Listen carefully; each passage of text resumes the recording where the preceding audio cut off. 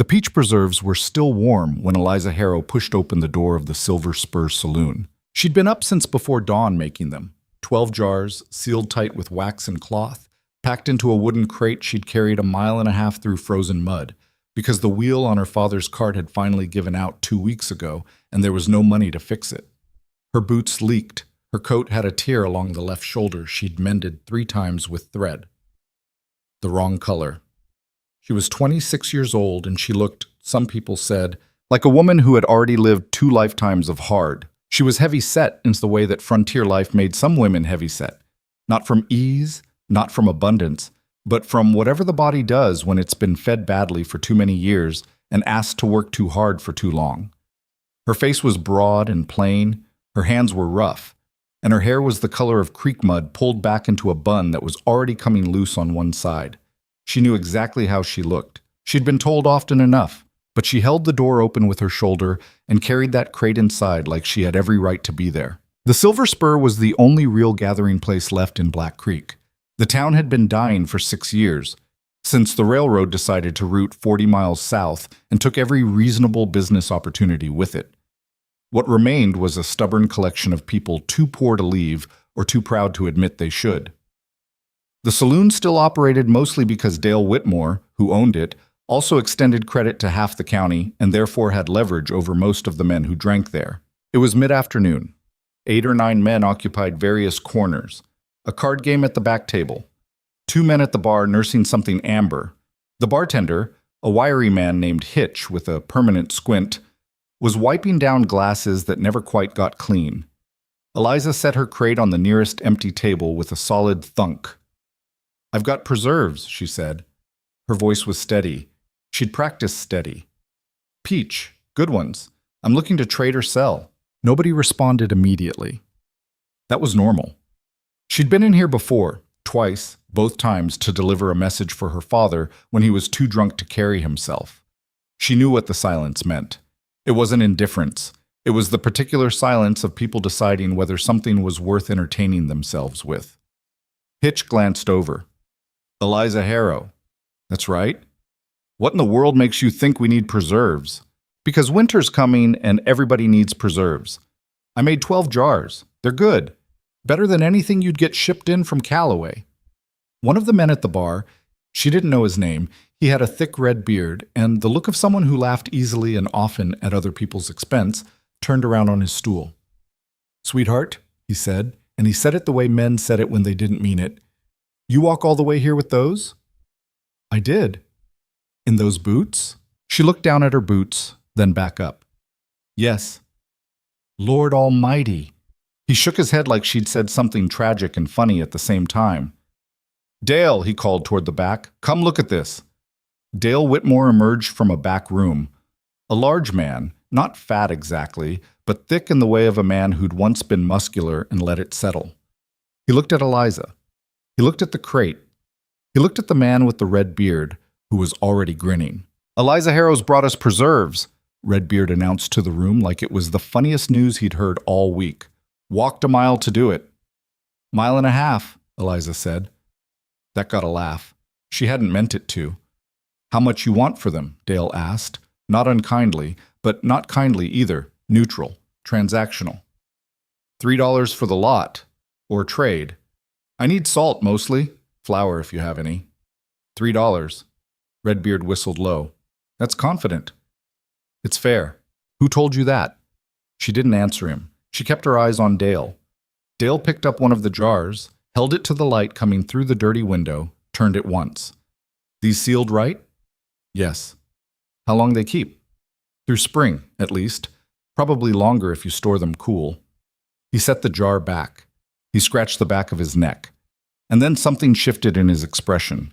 Not cruelty exactly, but something that made room for cruelty to come in. Tell you what, he said, I appreciate you coming in. I do. But I got no real use for preserves right now. You could resell. I said no real use. He smiled when he said it, which made it worse. But hey, boys, he raised his voice to the room. Eliza Harrow here made peach preserves and walked a mile and a half to sell them. Anybody interested? That was the moment. That was when the room decided. The laughter that followed was not the sudden, explosive kind. It was the slow kind, building, spreading from table to table like a fire finding dry wood. Someone made a comment she couldn't quite hear, but that made two men at the card table nearly knock over their drinks. Redbeard said something about how that was the most exercise she'd probably had in a year. Someone else said something about the preserves probably being as sour as she looked. Eliza stood very still. She had a habit when things got bad of going somewhere else in her head. Not fully. She was still there, still in the room, still registering everything with a kind of awful clarity, but a part of her retreated to a quieter place, like standing back from a window to watch rain without getting wet. She'd learned to do this as a child, living with her father. It was how she survived. She started carefully repacking the jars. "You don't have to run off," someone said, and he was clearly smiling when he said it. "I'm not running," she said. "No, looks like it." She fit the last jar in the crate and lifted it. "Hey, sweetheart, leave one. I'll try it." This from Redbeard, who had now stood up and taken a step in her direction. "Just one. As a sample. You want to make a sale, right? You got to let people taste the product." "I don't give samples." "Oh, come on, just one little jar." He reached out and put his hand on her crate. She looked at his hand, then at his face. "Let go," she said. He didn't. He was smiling. It wasn't a mean smile exactly. It was the smile of someone who genuinely didn't believe she was a person worth taking seriously. That was almost worse than meanness. "I just want to try. I said let go of my crate." The laughter was quieter now, the room watching to see where this went. And that was when the door opened. She didn't hear it over the blood in her ears. She didn't notice until the temperature changed, a cold draft moving through the room, and she looked up and saw that everyone else had gone quiet in a different way. Not the lazy quiet of men amusing themselves. The taut quiet of men who've suddenly remembered that some situations carry actual consequences. He was big. Not in a showy way. He wasn't the largest man in the room, probably, but in the way of someone who moved through space like he owned whatever part of it he was currently occupying. He wore trail clothes, heavy and worn, the kind that carried the smell of wood smoke and weeks without a roof. A beard that hadn't been tended to in some time. Eyes that were a pale, washed-out gray, the color of winter sky, and they took in the room the way a man takes in terrain. Measuring. Cataloging. Unimpressed. Cole Mercer. Eliza didn't know his name yet. She'd learn it later. What she knew in that moment was that Redbeard had let go of her crate and taken a step back, and that the men at the card table had gone very still, and that Dale Whitmore's carefully neutral expression had shifted into something much closer to actual neutrality. Cole Mercer crossed to the bar without looking at her. He pulled out a stool. He sat down. "Whiskey," he said. Just that. Hitch had the glass down before he'd finished the word. The room breathed again, cautiously. Redbeard drifted back to his stool. The card game resumed, though quieter. The laughter was gone. Eliza had her crate. She should have left. She knew she should leave. But something in the room's sudden deference, the way these men, who had just been filling themselves up on her embarrassment, had instantly shrunk in the presence of this one person, made something sharp and angry rise up in her chest, like being told, without words, that there was a clear hierarchy of who got to take up space in this world, and she would never be near the top of it. She took a step toward the door. "Those preserves any good?" She stopped. Cole Mercer was looking at her now. He hadn't turned all the way around, just enough. The pale eyes were direct, not warm, not unkind, just direct, like he was asking about something practical and expected a practical answer. "Yes," she said. "They're good." "Peach?" "Yes." "Made them yourself?" "Yes." He reached into his coat, pulled out a coin without looking at it, and set it on the bar. "I'll take 2 jars. The silence in the room had a different texture now. 2 jars is 30 cents, Eliza said. "Fine. I don't have change for—" "I didn't ask for change." She looked at the coin on the bar. She looked at him. He'd already turned back to his whiskey. She set the crate down, pulled out 2 jars, carried them to the bar, and set them beside his glass. "Thank you," she said. He didn't respond. She picked up the coin. It was 50 cents, she saw now, and had turned to go when he spoke again. "You live in town?" "Outside it. East side." With family? The question was blunt. She answered it the same way. My father. He good to you? The question landed strangely. Nobody asked her things like that. People asked her father how he was doing. They never asked her. That's not really... It's a simple question. She looked at him for a moment, at his profile, the weathered skin, the set of his jaw. He was still looking at his glass. No, she said. He's not. Cole Mercer nodded slowly, like she'd confirmed something he'd already suspected. I've got a cabin, he said. North. 3 days' ride up into the Blackthorn Range. I've been running traps up there for 11 years. I'm looking for someone who can manage the cabin. Cook. Keep things from falling apart when I'm on the trail. The work is hard and it's isolated, and most people don't last a season. He paused. He drank. You interested? The room was very quiet. Eliza felt the stares without looking at them. She felt Redbeard's gaze, amused again now, and Dale's watchful calculation, and the weight of what all these men thought about a woman accepting any kind of offer from a man she'd just met in a bar. She also felt 50 cents in her palm. And she thought about the 1.5-mile walk back through frozen mud. And her father, who would be 3 drinks in by the time she got home, and who would want to know how much she'd gotten and would take most of it anyway. And the winter coming, a hard one. She could feel it in the air, and only half enough wood stacked, and the roof still leaking over the kitchen corner she'd been meaning to fix since August. What would you pay? She asked. For the first time, something moved at the edge of his mouth. Not quite a smile. An acknowledgement, maybe, that she'd asked the right question. Room, food, supplies when I come back down. If you're still there after winter, we talk about coin. That's not... She stopped herself. What do you mean, if I'm still there? Most people find the isolation harder than the work. He glanced at her sidelong. You don't strike me as most people, but I've been wrong before. She stood there in the Silver Spur Saloon with 12 jars of peach preserves and 50 cents, and the laughter of these men still ringing somewhere in the back of her skull. And she thought about every morning she had woken up in that house on the east side of Black Creek and known, with a bone-deep certainty, that nothing was going to change. When do you leave? She asked. Sunrise? Tomorrow sunrise? Yes. She thought about it for exactly 4 more seconds. I'll be there, she said.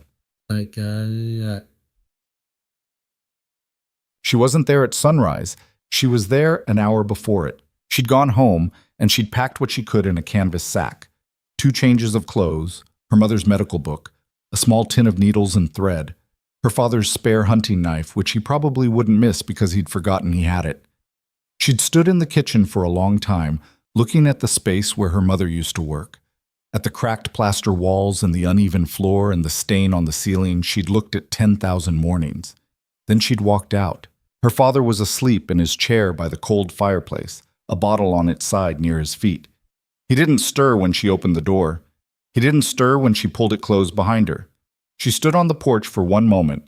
The air was bitter, the sky still dark, a few stars left, and she thought about leaving a note, and then she decided not to because she couldn't think of a single thing she wanted to say to him, and because he'd find out soon enough that she was gone, and that would have to be enough. Cole Mercer was waiting where he'd said he'd be, at the north edge of town, by the old mill, with 2 horses and a mule already loaded with supply packs.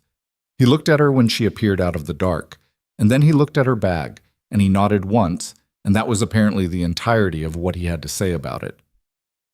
They rode north without speaking. The town fell away behind them in the gray pre-dawn, and Eliza didn't look back. She told herself she didn't look back. She almost managed to believe it. Cut. The first week nearly broke her. Not dramatically, not in one moment of crisis she could point to afterward. Just steadily, incrementally, the way cold gets into a body. The ride north was 3 days through terrain that grew increasingly hostile, the trail narrowing and steepening until it wasn't really a trail at all, just a series of decisions Cole made about where to go next that she followed on blind trust because she had no alternative. He wasn't cruel. She'd half expected cruelty, or at the least the casual condescension of a man who'd done her a favor and intended to collect on it in ways she hadn't agreed to. But Cole Mercer was something harder to categorize. Indifferent. Not to her comfort exactly. He made camp each night with practiced efficiency. He ensured there was always enough food, and that the fire was enough to keep them from the worst of the cold. But indifferent to her as a personality, as a person with feelings and history and fears. She was cargo. He was transporting, temporarily useful. He was waiting to see if she'd prove otherwise. The cabin was smaller than she'd imagined, set back against a rock face on the south slope of a ridge, partly sheltered with a creek 20 yards away that would freeze by November. 2 rooms, a main room that served as kitchen and living space, and a back room with 2 rough bunks. Woodshed attached to the right side, nearly empty. Wood needs stacking before freeze, Cole said, moving immediately to unload the mule. Creek will need to be opened twice a day once it ices over. Traps are in the shed. Don't touch them. The snares by the east ridge are mine too. Same rule. Everything else? He glanced around at the sagging shelf above the fireplace, the cracked mortar between the stones, the dried herbs hanging from the rafters that were so old they'd lost whatever color they'd had. Everything else is yours to manage however you want. He left the next morning before she was awake. She was alone on a mountain in winter with an empty woodshed and a list of tasks she only half knew how to do. She stacked wood for 4 days. Her hands blistered, then bled, then toughened. She broke 2 of her nails down to the quick and barely noticed by day 3. The work was repetitive enough that her mind could drift while her body kept moving, and she spent those 4 days thinking about almost nothing at all, which was the most peace she'd had in years. She found the medical book in the bottom of her bag. Dr. James Hadley's Practical Medicine and Surgery for the Frontier Physician, 1847 edition, its cover held on with a strip of leather she'd replaced twice. Her mother had owned it. Her mother had taught herself to read partly through this book, working through the long vocabulary of illness and treatment like a foreign language, translating it into something practical and usable. Eliza had read it cover to cover before she was 14. She'd read it 4 more times since. She set it on the shelf above the fireplace where she could reach it easily. She wasn't sure why. Habit, maybe. Or because it was the one thing in the cabin that felt like hers. Mott. Cole came back 11 days later. He looked the same, trail-worn, weathered, bringing the cold in with him like a second skin. He dropped a brace of furs on the floor by the door and looked around the cabin with the same measuring assessment he seemed to apply to everything. Something in his face shifted slightly. She'd swept and scrubbed the place, fixed the cracked mortar, restocked the shelf with what was there and organized it into some logic, found a broken trap in the shed, and after 2 hours with a pair of pliers and some wire from the fence post, gotten it functional again. The trap, he said, in the shed. The spring was bent. I straightened it. You know traps? I knew what was wrong with it. He was quiet for a moment. Then, good fire, he said. And that was apparently a compliment, and she took it as one. He ate. She'd made a venison stew from the haunch of deer she'd shot on day 7, her hand shaking on the rifle in a way she hadn't admitted to herself at the time. He didn't comment on the food except to eat a second bowl. She sat across from him at the rough table and ate her own portion, and neither of them spoke much. And it was not comfortable exactly, but it was not uncomfortable either. That night, lying in the bunk with the wind loud against the walls and the fire burning low, she thought about the saloon, about the laughter, about the way Redbeard's hand had closed over the crate and she had said, "Let go," and known, with the particular knowledge of someone who spent years being not listened to, that he wasn't going to. She thought about the look on those men's faces when Cole Mercer walked in. She lay in the dark, and she made herself a promise, quiet and private. The kind of promise you don't speak out loud because the words would make it too fragile. I'm going to become someone they can't laugh at. Not for them. That part was important. Not for them. For the woman who had walked 1.5 miles through frozen mud carrying peach preserves and known, even before she walked through the door, that it probably wasn't going to go well, and walked through the door anyway. She owed that woman something. She just hadn't figured out what yet. The first patient arrived in December. She heard the horse before she saw it. A panicked, uneven sound. Not the clean rhythm of a horse being ridden, but the desperate sound of one being pushed past what it could manage. She was at the creek with an axe, opening the ice for the morning, and she straightened up and listened and then started moving toward the south trail before she'd consciously decided to. The man who came around the bend was barely in the saddle. He was holding onto the horn with both hands, and his face was the gray-white of someone who'd been losing blood for a while. There was a younger man behind him, his son, she'd learned, 17 years old and terrified, who'd been supporting him from behind for the last hour. "Please," the boy said. He didn't explain anything else, just please. Eliza had the man off the horse and inside before he lost consciousness. The wound was a gash along the left side of his torso, deep and dirty, from a fall onto an exposed rock face 2 days back. The infection had already started. She could smell it. The area around the wound was hot and red and swelling in a way that told her she had maybe a day, probably less, before it turned into something she couldn't manage at all. She boiled water. She used the whiskey Cole kept in the back cupboard. She cleaned the wound the way Dr. Hadley described, methodically, completely, not stopping when the man groaned and then screamed and then mercifully went somewhere unconscious. She packed it. She sutured it with the needles she'd brought from home. She wrapped it. She sat up with him through the night. He lived. 3 weeks later, he rode down the mountain on his own, thin and weak and moving carefully, but alive. He told people. Of course he told people. That was the thing about surviving something. You couldn't quite help yourself from telling the story.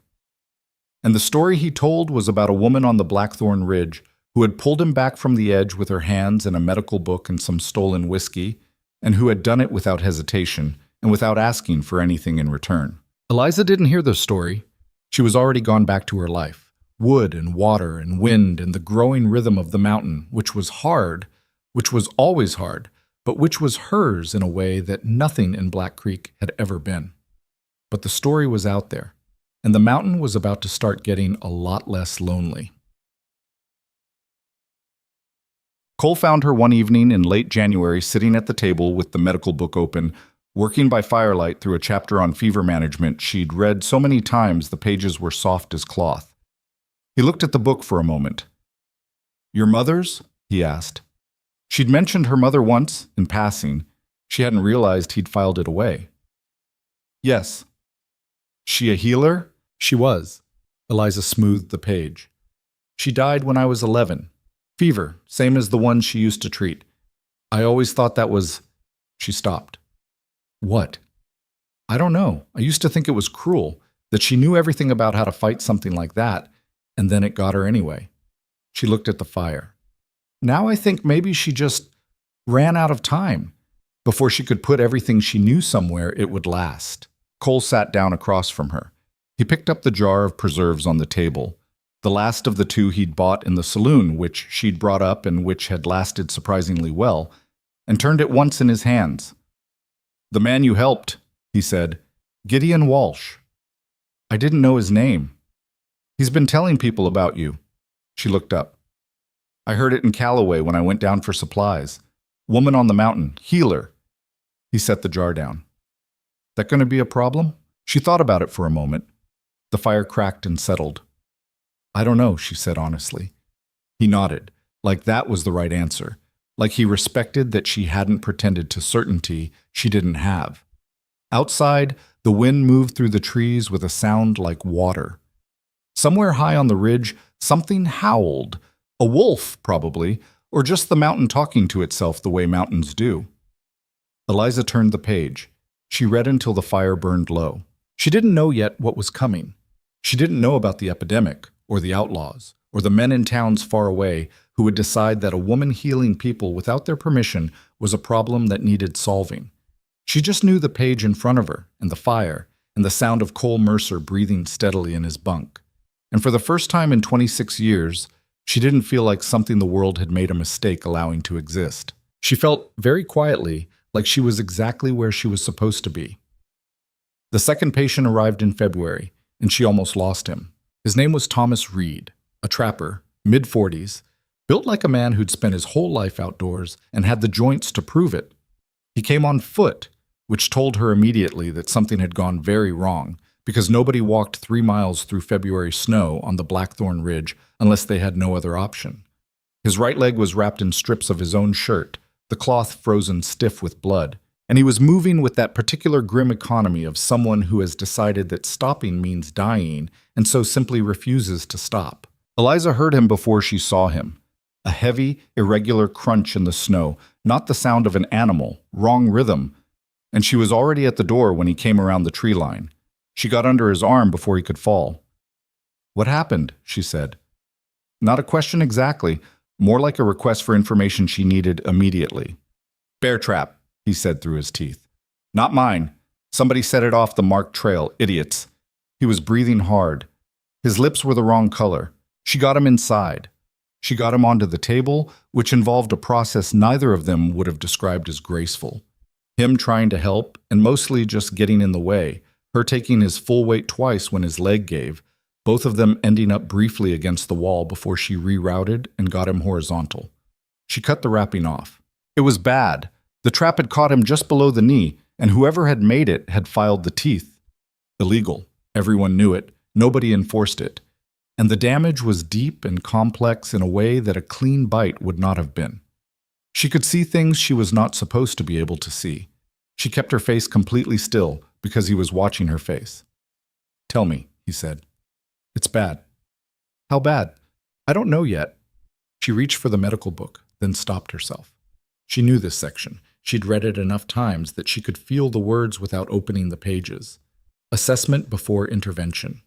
The error of the inexperienced physician is urgency without understanding. "I need to clean it first. That's going to hurt." "I know. I mean, it's going to hurt a lot." He looked at her steadily.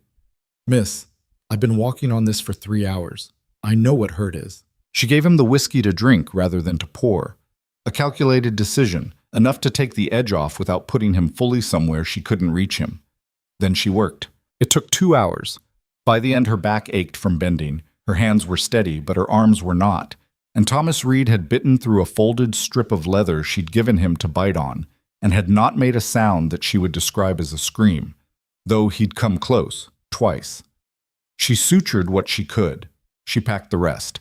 She splinted the leg with 2 straight-grained pieces of wood from the shed and strips of clean cloth. Then she sat back on the stool and looked at what she'd done and tried to assess it honestly. The muscles were damaged. The bone had been grazed but not broken, which was the one piece of luck in the whole situation. The infection risk was severe. The trap teeth had been rusted, which she'd seen and noted and had treated as aggressively as she could, but aggressive in this context meant boiled water and whiskey, and a prayer she wasn't saying because she'd stopped doing that years ago. She'd done what she could.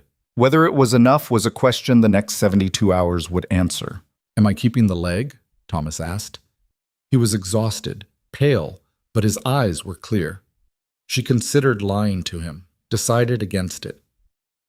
"I don't know yet. I did everything I could. The next 3 days will tell us." He absorbed this. He looked at the ceiling. "My wife is going to be furious," he said finally. "Where is she?" "Callaway. I was supposed to be back 2 weeks ago." He paused. "She's used to it. She's still going to be furious." Eliza almost smiled. "What's her name?" "Ruth.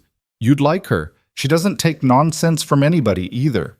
Cole came back on the 3rd day of Thomas Reed's recovery to find a stranger in his cabin, his whiskey nearly gone, and Eliza sitting on a stool by the bunk reading aloud from the medical book, because Thomas had asked her to, and she'd found, somewhat to her own surprise, that she didn't mind.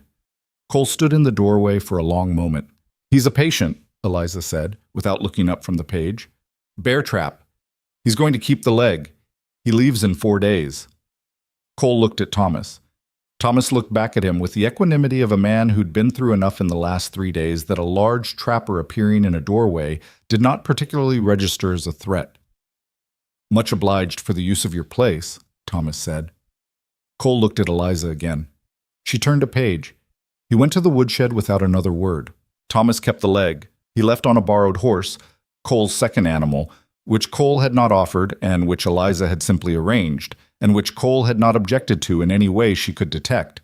Riding down the mountain slowly, carefully, with strict instructions about cleaning the wound twice daily and a packet of dried herbs she'd found in the rafters, that she was moderately confident were the right ones. He sent the horse back 3 weeks later with his son, and with a burlap sack tied to the saddle that contained a wheel of hard cheese, a smoked ham, 2 pounds of dried beans, and a letter that said, "My wife says thank you. She also says she's coming up there herself one day to meet you.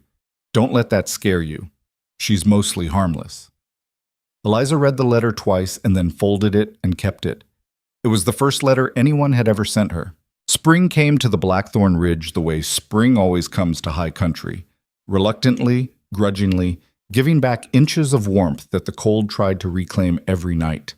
The snow came off in stages, first the south-facing slopes, then the clearings, then the deep shaded places under the pines that held winter the way old wood holds smoke. Eliza learned the mountain the same way, in stages. She learned which game trails were reliable and which shifted with the seasons. She learned where the creek bent south and created a pool deep enough to fish in April.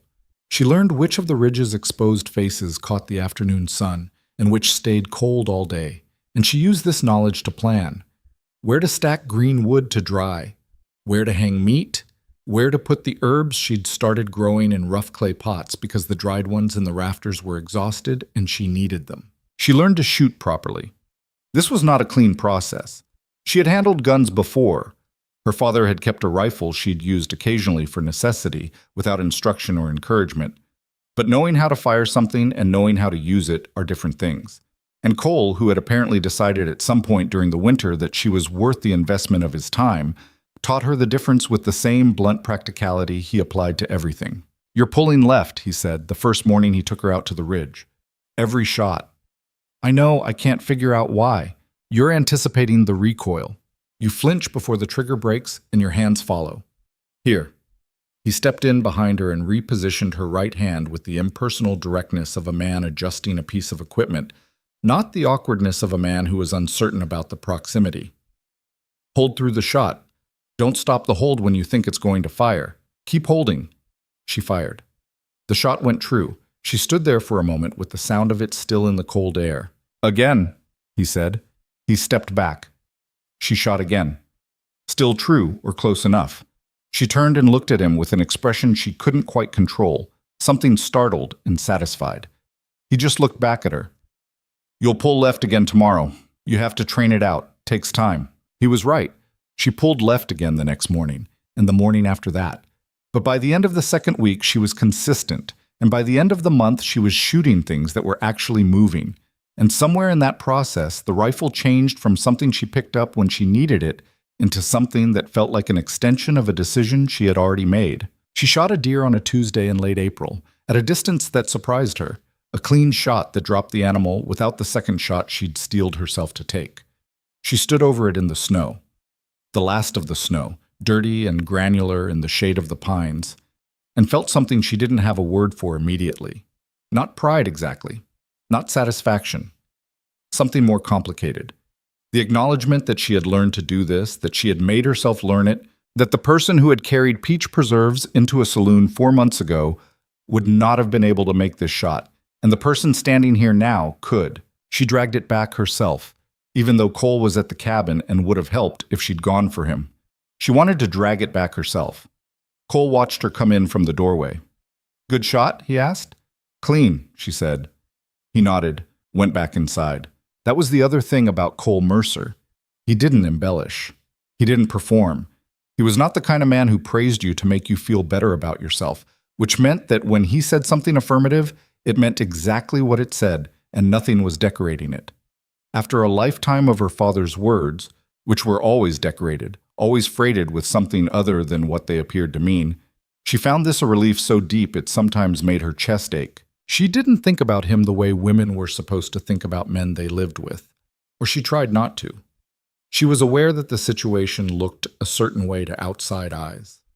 A woman alone on a mountain with a man, no legal arrangement, no chaperone, no respectability. She'd known, when she left, that this was what people would assume, and she'd made her peace with it before she'd packed her bag, because the alternative was staying and she could not stay. What actually existed between them was harder to name and easier to live with. Something like mutual recognition. The acknowledgement, shared but unspoken, that they were both people who functioned better without an audience, who preferred work to conversation, who had been worn into specific shapes by specific kinds of difficulty, and had stopped apologizing for those shapes. They shared the cabin with the practical intimacy of two people who had stopped pretending the other one wasn't there and hadn't yet found a language for what that meant. He told her, one evening in May, that he'd left his family's farm in Tennessee at 16 after a disagreement with his father that he did not elaborate on, and that he'd been in the mountains for most of the years since. He said it without effect, a simple accounting of facts, the way you'd describe a route you'd traveled. "Do you miss it?" she asked. He thought about it. She appreciated that he thought about it instead of answering immediately. "Sometimes I miss the idea of it," he said. "The place it might have been if things had been different. But that place never actually existed." He looked at the fire. "No use missing something that wasn't real." She thought about that for a long time afterward. The third patient came in June. Then 2 more in July. By August, there were weeks where someone arrived almost every other day.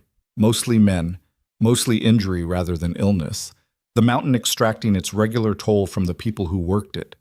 But there were families too, increasingly, traveling further than made simple sense because word of the woman on the Blackthorn Ridge had moved through the frontier communities the way water moves through porous ground, finding every crack and gap, until it had reached places Eliza hadn't known existed. A woman came in late July with her 2 children, a 3-day ride, because her younger child, a girl, 4 years old, small and frightening still, had a fever that had lasted 12 days and hadn't broken.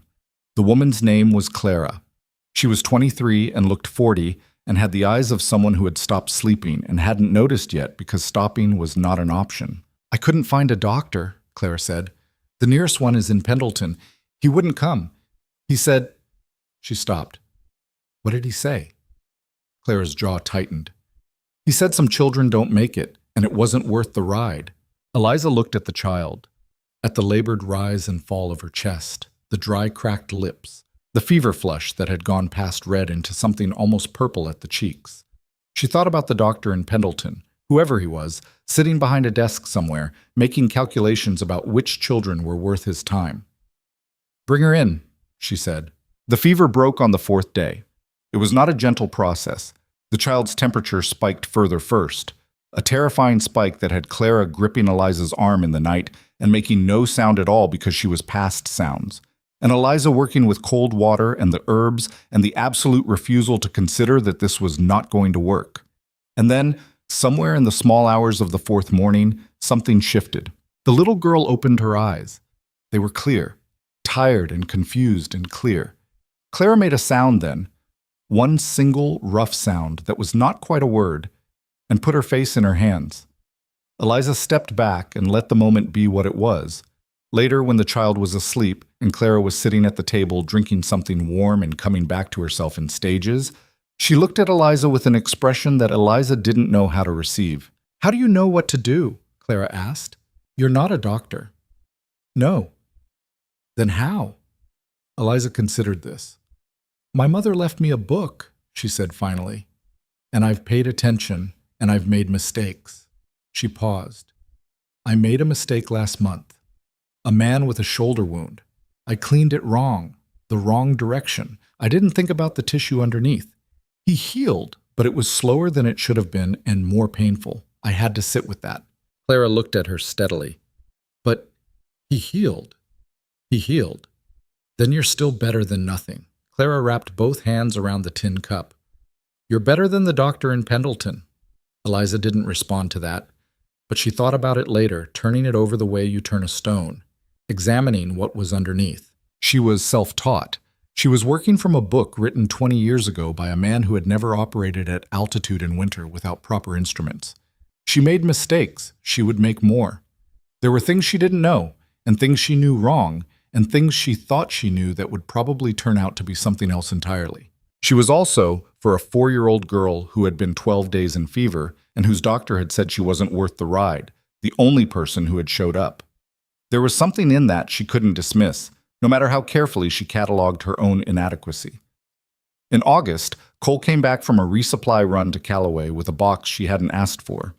He set it on the table without preamble and went to wash at the basin, and she stood looking at it for a moment before opening it. Medical supplies. Not the crude assemblage she'd been working with, proper supplies.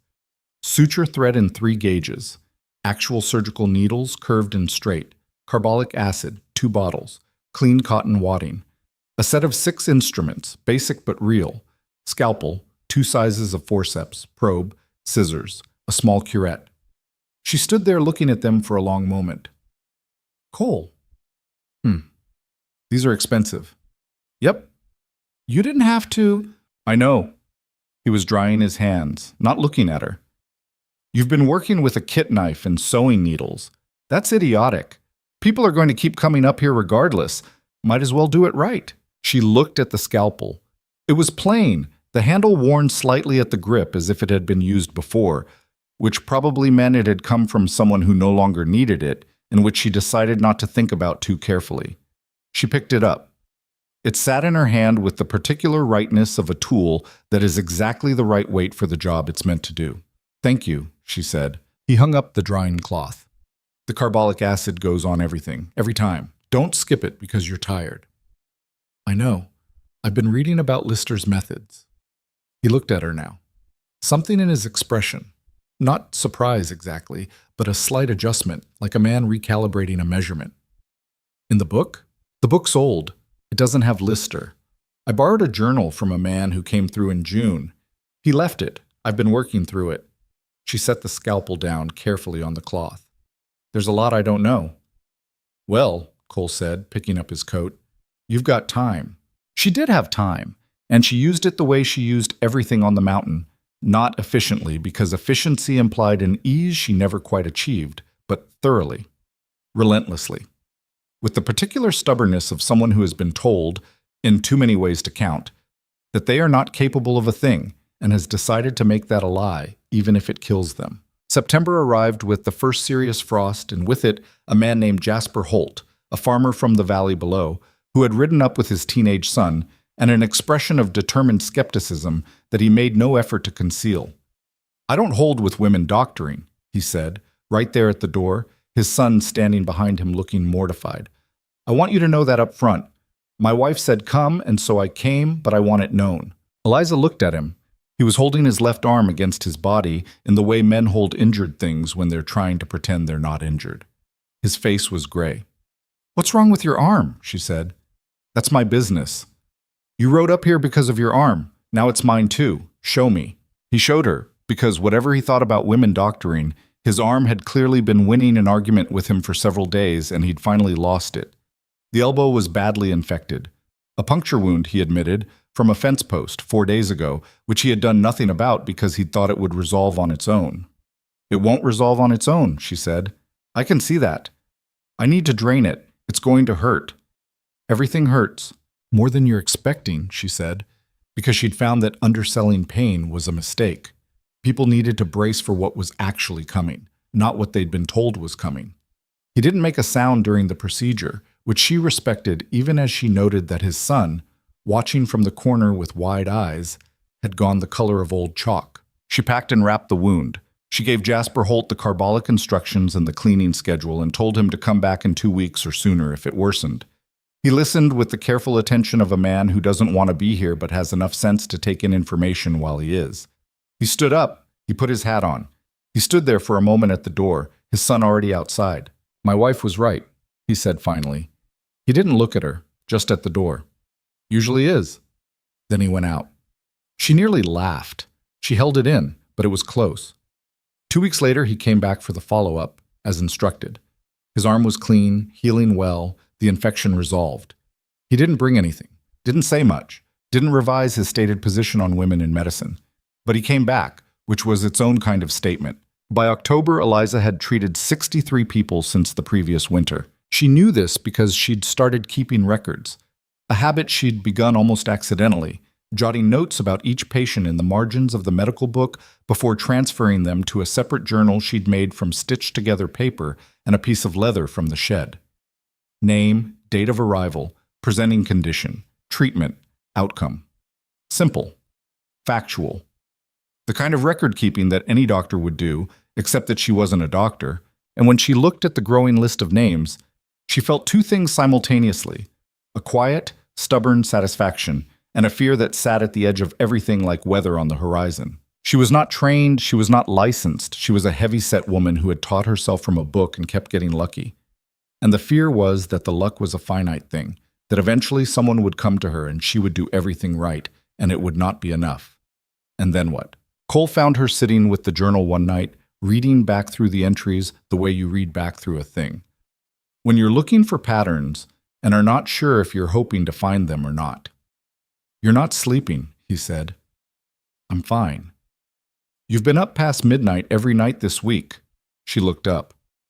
You've noticed what time I go to sleep? Something crossed his face that she couldn't quite read. He looked at the journal. What are you looking for in there? I don't know. Mistakes? Things I should have done differently. She turned a page. There's a woman who came in August, abdominal pain. I didn't know what it was. I still don't really. I treated the symptoms. She got better, but I don't know why she got better or if I had anything to do with it, or if she would have gotten better regardless. And that bothers you. Of course it bothers me. If I don't know why something worked, then I can't rely on it working again. Cole sat down across from her. He picked up the jar of preserves that was always on the table now.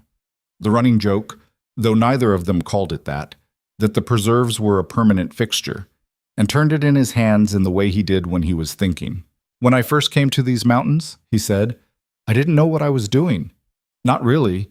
I'd read about trapping, I'd watched men who knew, but the first winter I was out here alone, I made every mistake possible and nearly didn't come back.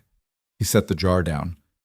Every season I got better, not because I understood everything, because I paid attention to what happened and I didn't do the things that killed me twice.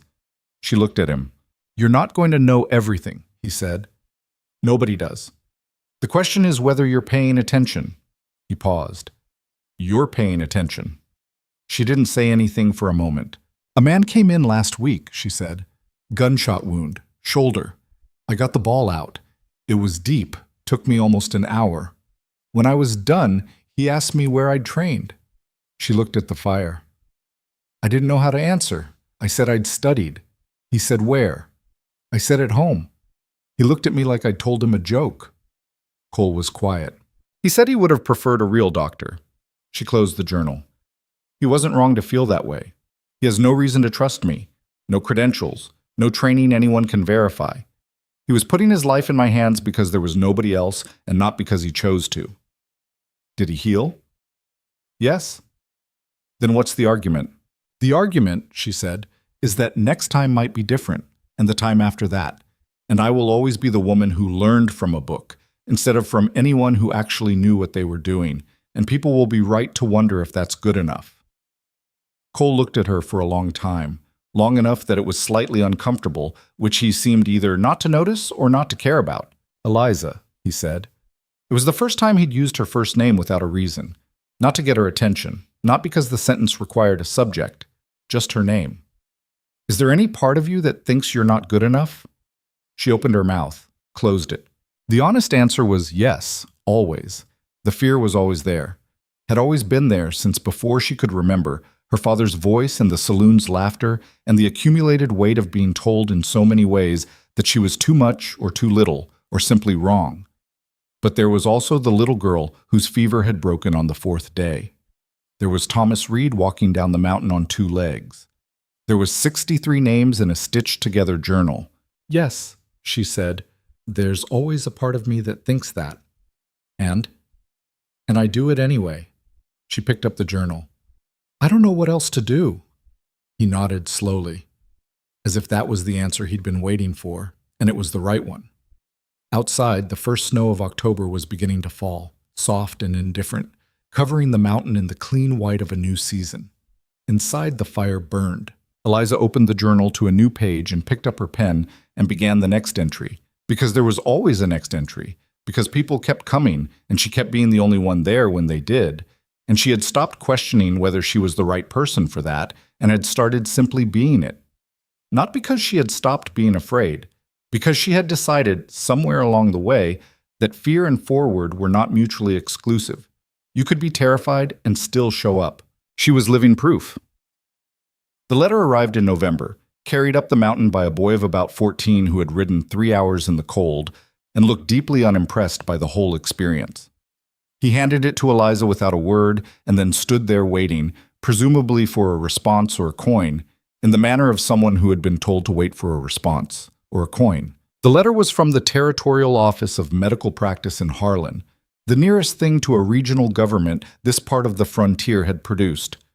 It was written in the careful, self-important script of someone who had decided that penmanship was a form of authority, and it informed Eliza, referred to throughout as the individual known to be performing medical services on the Blackthorn Ridge, that she was operating without license, without certification, and without the oversight of any recognized medical body, and that this constituted a violation of Territorial Ordinance 14C regarding the unlicensed practice of medicine, and that she was to cease immediately or face legal consequence up to and including seizure of property and criminal prosecution. She read it twice.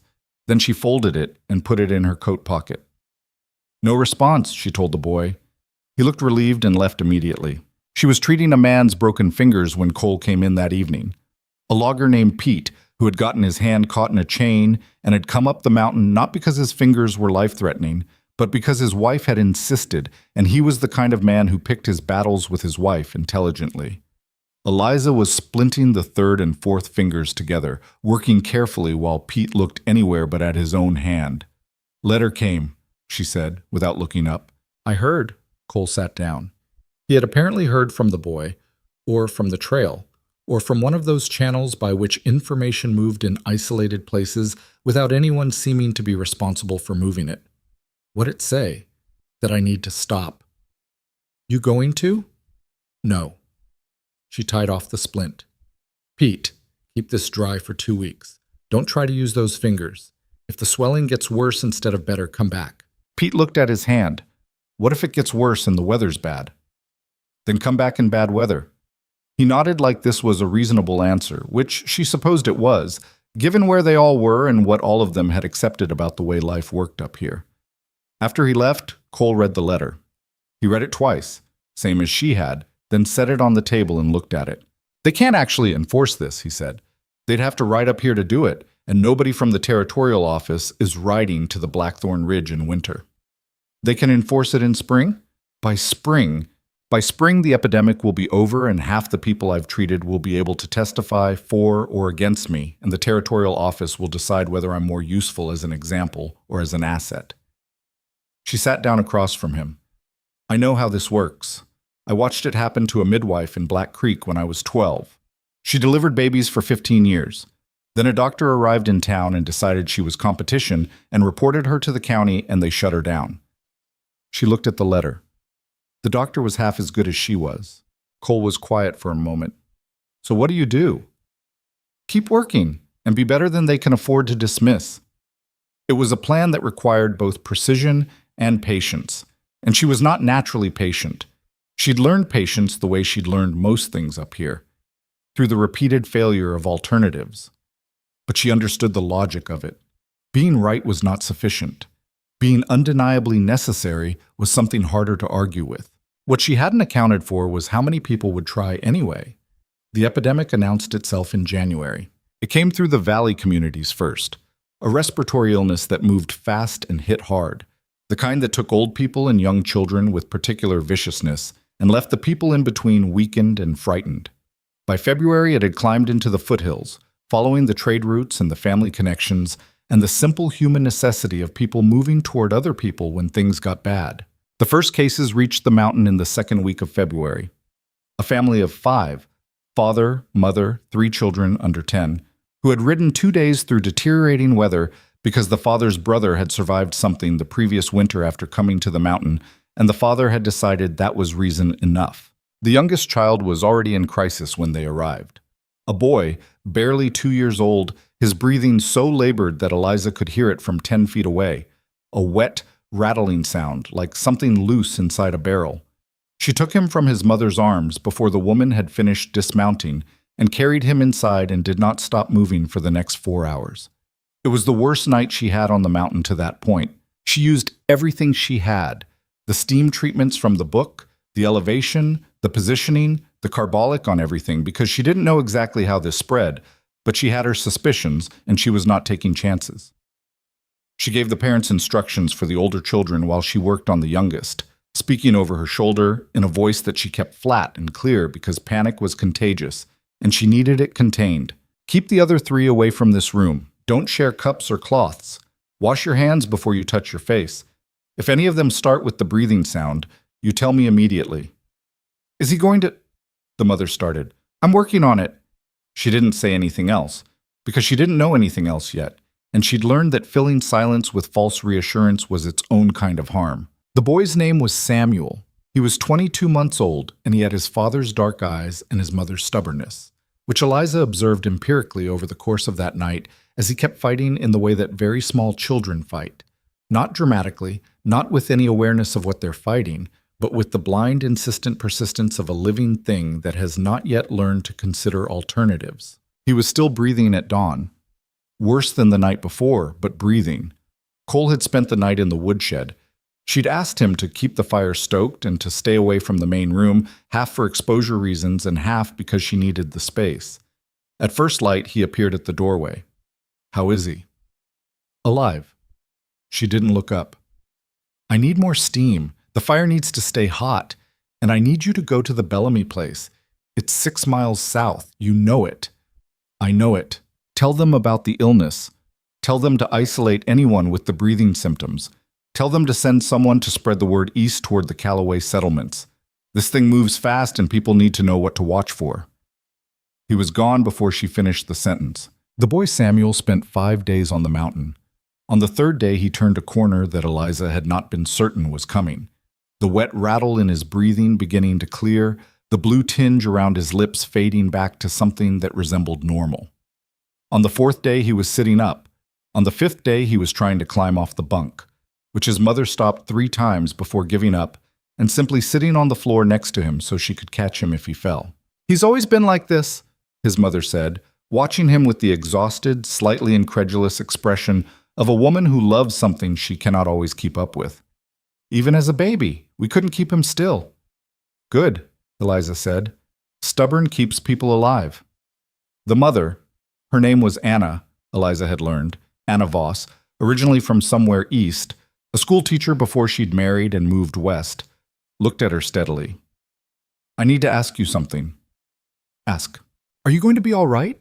Up here, with all of this? She gestured vaguely. At the cabin, at the sounds of the other families who had arrived in the days since, at the general situation of a mountain that had transformed from an isolated outpost to something that was starting to resemble, uncomfortably, a medical facility. They're going to come after you, the officials. People are already talking. I know. And? Eliza looked at Samuel, who had found a wooden spoon somewhere and was conducting what appeared to be a thorough investigation of the gap between the bunk and the wall. And I'll manage that when it's in front of me, she said. Right now, this is in front of me. Anna was quiet for a moment. You know what you are, she said. Don't. What? Don't tell me what I am. People who tell other people what they are usually mean something they think is a compliment and isn't. Anna blinked. Then she smiled. A real smile, the kind that rearranges a face. Fair enough, she said. By the end of February, there were 11 people at the cabin, which had been built for 2 and was being asked to accommodate 11 with a flexibility it had not been designed to provide. Cole had moved into the woodshed permanently, which he seemed to approach with the same equanimity he brought to most things, and Eliza had taken to sleeping in whatever horizontal space was available for whatever hours she could manage, which averaged, she thought, somewhere around 4. She was running low on carbolic acid, low on suture thread, low on the specific herbs that seemed to be helping the respiratory cases. She was also running low on the particular kind of interior reserve that gets a person through sustained crisis without fracturing, though she was managing that one through sheer refusal to examine it directly. The 17th patient she treated during the epidemic was a 6-year-old girl named May, who arrived with her grandfather, her parents both already sick in the valley and unable to travel. May was at a mid-stage of the illness, bad enough to need care, not so far gone that the outcome felt predetermined. Eliza treated her the way she treated everyone, thoroughly, methodically, with every tool she had. May died on the 2nd night. Eliza had done everything right. She would go over it later, would go over it many times, checking every decision against the book and against her own accumulated knowledge, and she would find nothing she would change. The illness had simply been further along than it appeared, or the child's particular constitution had been unable to fight it, or some combination of factors she would never be able to fully identify. These things happened. Medicine was not arithmetic. You could not always get the right answer by using the correct procedure. Knowing this did not make it easier to tell the grandfather. He sat at the table afterward and did not speak for a very long time. And she sat with him because she didn't know what to say either, and she'd learned that sitting was sometimes more useful than words. Outside, the wind was moving hard across the ridge, and the fire was working against the cold. And somewhere in the back room, one of the other patients was coughing, rhythmic and exhausting. "Did she suffer?" he asked finally. "No," Eliza said. "She went easy." This was not entirely true. The end had not been entirely easy, but the truth in it was sufficient. The child had not been in pain at the end. She had simply stopped. He nodded slowly. He put his hands flat on the table and looked at them. "You did everything you could," he said. It was not a question. It was also not absolution. It was just a statement, one man's assessment of what he'd witnessed, offered without sentiment. "Yes," she said. He left the next morning. She watched him go down the trail, a hunched figure in the early light, leading the horse with the empty saddle, and she stood at the door until he was out of sight. Then she went back inside because there were 10 other people who needed her, and grief was something she would have to locate the time for later. She found the time at about 2 in the morning, sitting against the outside wall of the cabin with her coat pulled around her and the cold working into her bones, and the stars very bright and hard above the ridge. She sat there for 40 minutes, and she let herself feel exactly what she felt, which was not simple and was not clean, and included things she wouldn't have said aloud, including the specific fear that she would fail other people the way she had failed May, and that she would have to carry each one of those failures in addition to this one, and she didn't know how many she could carry before they became too heavy. She sat with it. She didn't try to resolve it or reframe it or make it into a lesson about strength. Then she went back inside. Cole was awake. He was sitting by the fire with the jar of preserves on the table in front of him, not eating it, just the jar there, which she had come to understand was a thing he did when he was thinking. The jar is a kind of anchor. He looked at her when she came in. He didn't ask where she'd been. "The grandfather," she said. "I know. I didn't make a mistake. I've checked it 3 times. "I know." She sat down. She put her elbows on the table and her face in her hands, not crying. She'd cried outside, alone, which was the only place she permitted herself that, just tired in a way that had gone past tired into something structural. "It's going to happen again," she said into her hands. "People are going to die up here that I can't save. I knew that going in. I know it now. It doesn't matter. Every time it's going to feel like—" She stopped. "Like you failed," Cole said. "Yes, and you didn't. I know." "Those 2 things are both true at the same time," he said, "and they don't cancel each other out. You just have to hold both of them." She lifted her face and looked at him. He was looking at the fire, not at her. The light moved across his face, finding the lines there, the years, the particular weathering of someone who had spent a long time in difficult places and had stopped expecting them to be otherwise. "How do you do that?" she asked. He was quiet for a moment. "Badly," he said. "Same as everything else. You do it badly and you keep doing it." Outside, the wind had dropped. The mountain was quiet in the way it got sometimes at night. Not peaceful exactly, but settled, like something large that has found its resting position. Eliza straightened. She picked up the medical book from the shelf and opened it to the section on respiratory illness, because there were things she'd observed in the last 2 weeks that the book didn't account for, and she'd been meaning to make notes, and she might as well do it now while the details were fresh. She wrote for an hour. The fire burned low and she added wood and kept writing. Cole fell asleep in the chair, which he occasionally did, and she didn't wake him. The epidemic reached its peak in March and began slowly to break. Not dramatically. It didn't vanish overnight or resolve in any satisfying narrative way. It just gradually produced fewer new cases, and the existing cases began more often to turn the right direction. And by the end of March, the mountain had something resembling normalcy, which is to say it was merely difficult rather than catastrophic. Of the 28 people Eliza had treated during the epidemic, 25 had survived. She held that number the way you hold something sharp, carefully, aware of both what it meant and what it cost. The opposition arrived in April. She'd expected the territorial office. What she hadn't expected was the specific shape the opposition took, which was not a letter this time, but 3 men on horseback appearing at the cabin on a Thursday morning, 2 of them wearing the kind of authority that announced itself through bearing and clothing, the third being her father. She hadn't seen Harlan Harrow in over a year. He was thinner than she remembered, the kind of thin that drinking produces when it's been going on long enough, the body starting to consume itself. He was still dressed better than he deserved, which had always been true of him. He looked, riding up the South Trail, like a man who had come to make a point, which was a look she recognized from her childhood and had spent considerable effort forgetting. She was outside when they arrived, splitting wood, because wood was always needing to be split on the mountain and because physical work was something she returned to when she needed to think clearly. She kept splitting through their arrival and their dismounting, and the moment when the taller of the two officials cleared his throat, she set the axe down. "Eliza Harrow," the taller man said. He had the manner of someone accustomed to official pronouncements. "I'm Deputy Commissioner Aldous Gray from the Territorial Medical Office. This is Reverend Marsh from the Harlan First Assembly." She looked at Reverend Marsh, who was a small, precise man with the expression of someone perpetually prepared to be disappointed. He was holding a hat in both hands. Then she looked at her father. Harlan Harrow met her gaze and then looked away, which told her most of what she needed to know about the internal politics of this visit. "We've received reports," Gray continued, "of medical procedures performed on this property without license, including surgical operations, the distribution of medicines, and in at least 2 reported cases, the practice of procedures that resulted in patient death." "I've lost 3 patients," she said, "out of 31 treated, including an epidemic that took a third of the valley." "That is not... How many has the licensed doctor in Pendleton lost this winter?" Gray paused. "That's not the relevant comparison." "It seems like exactly the relevant comparison." Reverend Marsh stepped forward slightly. "Miss Harrow." His voice was precise, measured, the voice of a man who had practiced making things sound reasonable. "Our concern is not merely legal, it is spiritual and moral.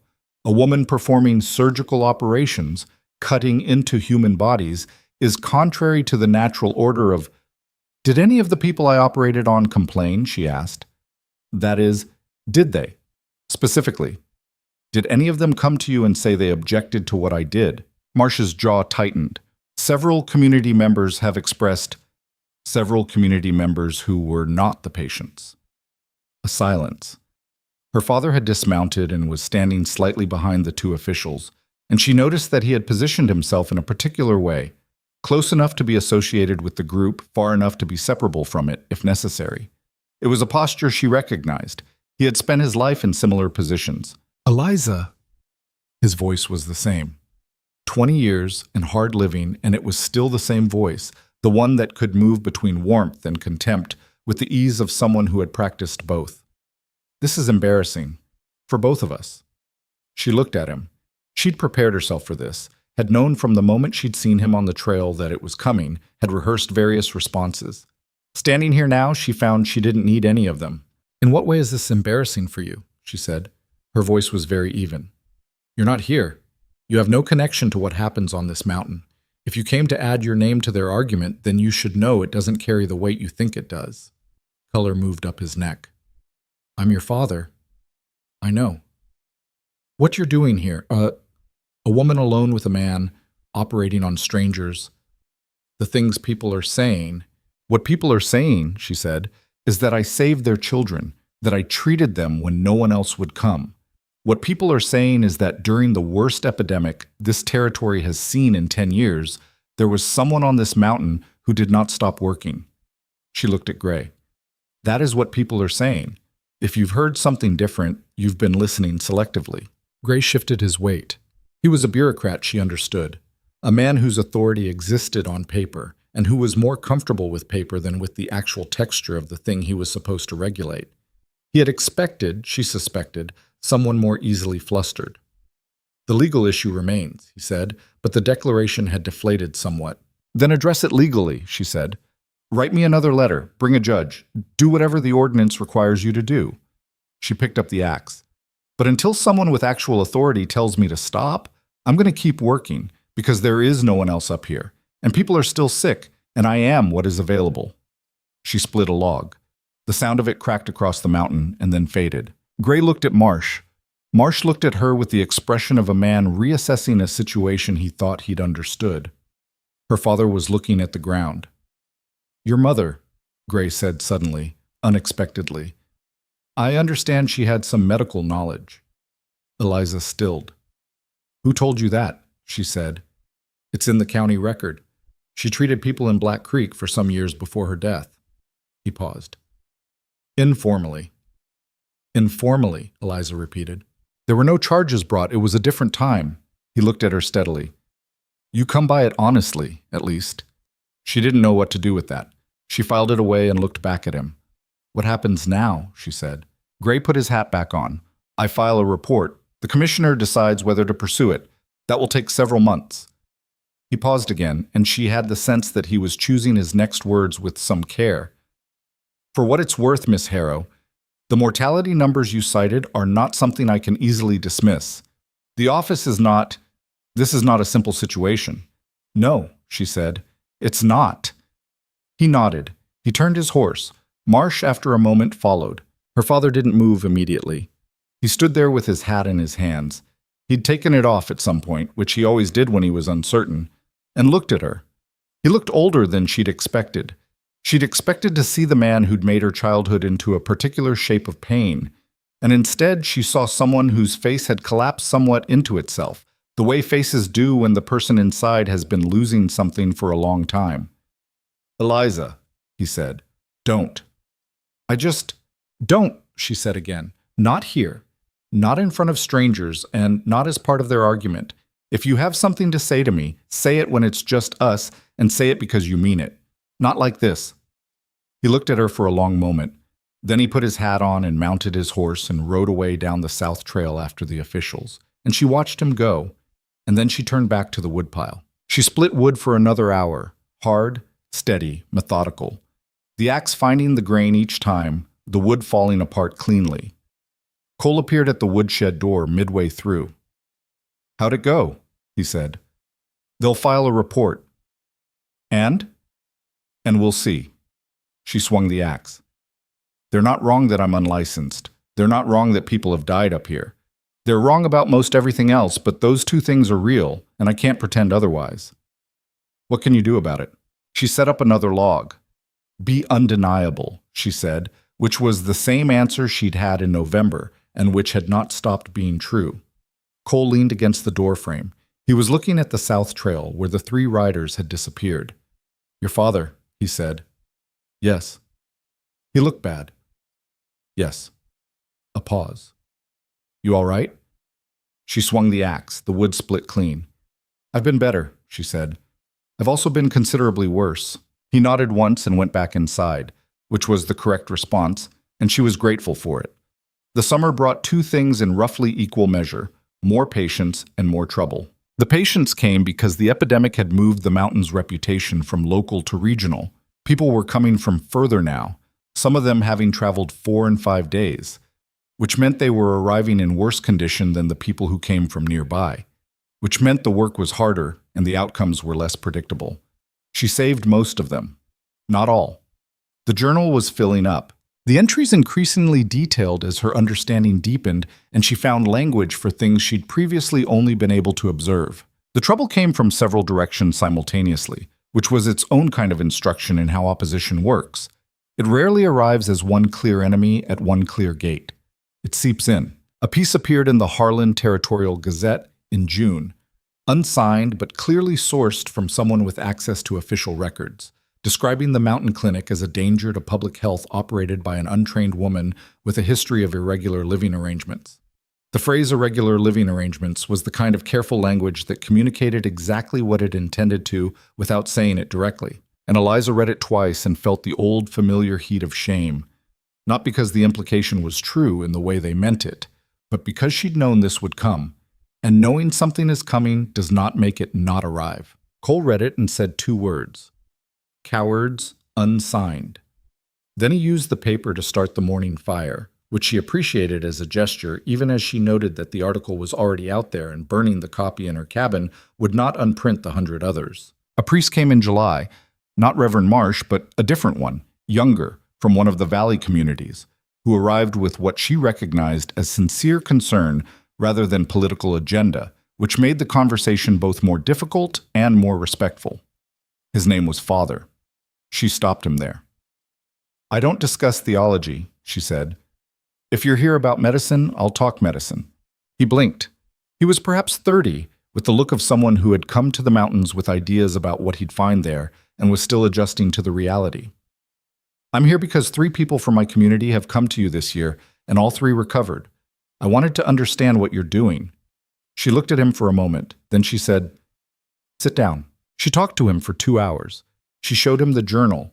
She walked him through the carbolic methods, the importance of cleanliness, the steam treatment for respiratory cases, the suture techniques she'd developed working from the book and from necessity. He listened with the focused attention of someone who actually wanted to understand rather than someone who had come to find fault. "The opposition to you," he said finally, "from certain quarters, I want you to know I don't share it. That's your choice. I could be useful to you as a voice in certain communities, someone who can speak to your methods." She looked at him steadily. "Why would you do that?" He looked slightly uncomfortable, which suggested he was honest rather than strategic. "Because I watched Margaret Hollis nearly lose her son in February. He was one of your patients, and I watched her come back from this mountain with him alive." He paused. "Whatever your methods are, they're working, and I believe in things that work." She thought about it. She was not accustomed to people offering help, genuinely offering it, without a clear transaction underneath. It made her cautious in the way that unfamiliar things made her cautious. "I don't need you to defend me," she said finally. "But if people ask you what you saw here, tell them accurately. That's all I want from anyone." He nodded. He left. He kept his word, she'd find out later. When people in his community asked about the mountain healer, he described what he'd actually seen without embellishment in either direction. It was not enough to stop what came next. The outlaws came in September. There were 4 of them. Not the spectacular, storied kind of frontier criminals. Not men with reputations that preceded them like weather. They were the ordinary, practical kind, which was, in some ways, worse. Men who had found that violence was an efficient solution to resource problems and had stopped looking for other solutions. They arrived at midday, which was bold or stupid or both. 3 of them riding up the trail openly, while the 4th, she realized later, had come around the back of the rock face above the cabin. She was treating a woman's infected hand when she heard the horses and went to the door and found them there, already dismounted, the one she'd assess as the leader. Medium height, younger than she'd expected, a boy almost, with the particular hard-set jaw of someone who had gotten used to being underestimated, already looking at the cabin with the appraising eye of a man calculating worth. "We heard about this place," he said, without preamble. "Heard you've got supplies. Medicine. People bring payment." "People bring payment when they have it," she said. "Many don't." He looked past her into the cabin. She didn't move from the doorway. "We're not unreasonable people. We'll take what's useful and leave the rest. Nobody gets hurt." "There are sick people in this cabin." "Then they better stay quiet." Her patient, the woman with the infected hand, a farmer's wife named Helen who had the physique of someone who had worked outdoors her entire life, appeared behind Eliza at the door. Eliza felt her there before she saw her. "Go back inside," Eliza said quietly. "I heard," Helen said. She was not going back inside. The leader's eyes moved to Helen, then back to Eliza. Something in his reassessment shifted, and she saw it. The recalculation of a situation that had perhaps seemed simpler than it was. "Look," he said, and something in his voice attempted reasonableness. "We're just—" The sound of Cole's rifle being cocked came from the roof of the woodshed. Everyone went very still. Cole was up there. She didn't know when he'd gotten up there, had not heard him move, had not been tracking him in the chaos of the arrival. But there he was, at the roof edge, with an angle on all 3 visible men, and presumably on wherever the 4th was coming from. "The man behind the rock face," Cole said, his voice carrying with the flat ease of someone who did not need to raise it. "Can come out now, or I can let him wonder how long I've known he was there." His choice. A pause. Then a 4th man emerged from behind the rock face to the left of the cabin, holding his hands away from his body. Cole looked at the leader. "Off my property." The leader looked at Eliza, then at the rifle, then at Eliza again, and she met his look without expression, with the same stillness she'd been developing since before she could remember. the stillness that her father had first taught her by accident, how to become very quiet inside while the world outside made its noise. "This isn't worth it," she said. "Whatever you think is in there, it's not worth it." Something moved in the leader's face. He was young, she thought, young and running out of options and making the choices that people make when the options run out. She'd seen it before, in different forms. "Right on," she said. Not harshly, just clearly. He looked at her for another long moment. Then he mounted. The others followed. They rode south, not fast. Fast would have been retreat, and pride prevented that, but steadily, and she watched them until they were gone. Cole climbed down from the woodshed roof. He checked his rifle and set it against the cabin wall. "You knew about the fourth one," Eliza said. "Heard him go around about 20 minutes before they arrived." "Why didn't you say anything?" "Didn't want to spook the situation before I knew where everybody was." He looked at her. "You all right?" She thought about it for a moment. Her hands were steady. Her heart was doing something loud in her chest, but that was physical, just the body's response to threat. It would settle. "Yes," she said. She looked at Helen, who was standing in the doorway with an expression that suggested she was somewhere between shaken and grimly satisfied. "Come back inside. I need to finish your hand." Helen came back inside. Eliza finished the hand. That evening, after everyone was settled and Cole was outside checking the perimeter in the way he now did each night. Since the outlaws, Eliza opened the journal and sat with it for a while. She thought about the letter from the territorial office, the article in the Gazette, the priest and the officials, and her father standing behind two men he had aligned himself with for reasons she suspected had as much to do with his own guilt as with any actual conviction. The outlaws who had looked at a mountain clinic and seen only something to take. And she thought about the 25 people who had survived the epidemic, about Thomas Reed walking down the mountain on 2 legs, about Samuel, the 2-year-old boy who had fought through 5 days of fever and was, presumably, somewhere right now getting into things and driving his mother to exhaustion. She opened the journal to a new page. She picked up her pen. She began to write. Not a patient entry, not notes on a case, but something she hadn't tried before. A description of the carbolic method, the steam treatment, the positioning for respiratory cases, the suture technique she'd developed for wounds that the book didn't account for. Written clearly. Written for someone else to read. Written as if she might, at some point, need to pass this on. She wrote until the fire burned low.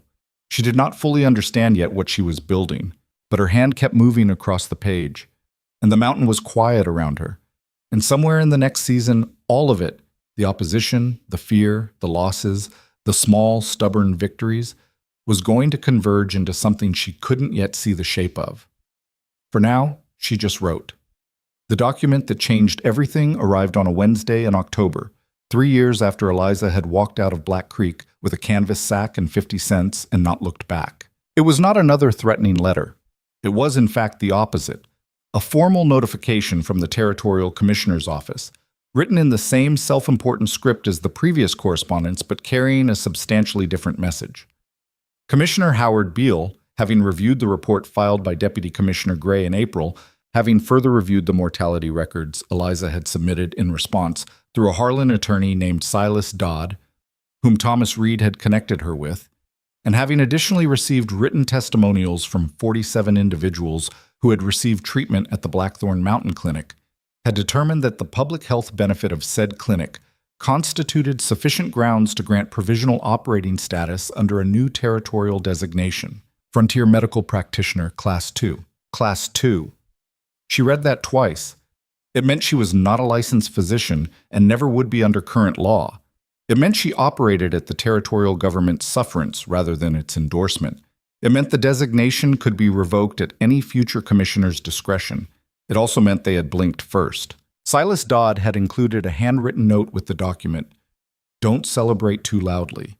This is bureaucratic cover, not vindication, but it means they can't easily remove you now without explaining why. Use the time. She used the time.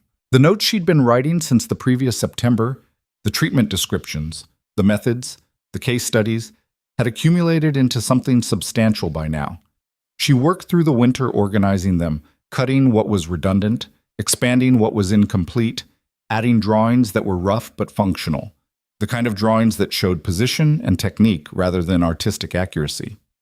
Cole, who had better spatial reasoning than she'd expected, helped her with some of the anatomical diagrams, sitting across the table while she described.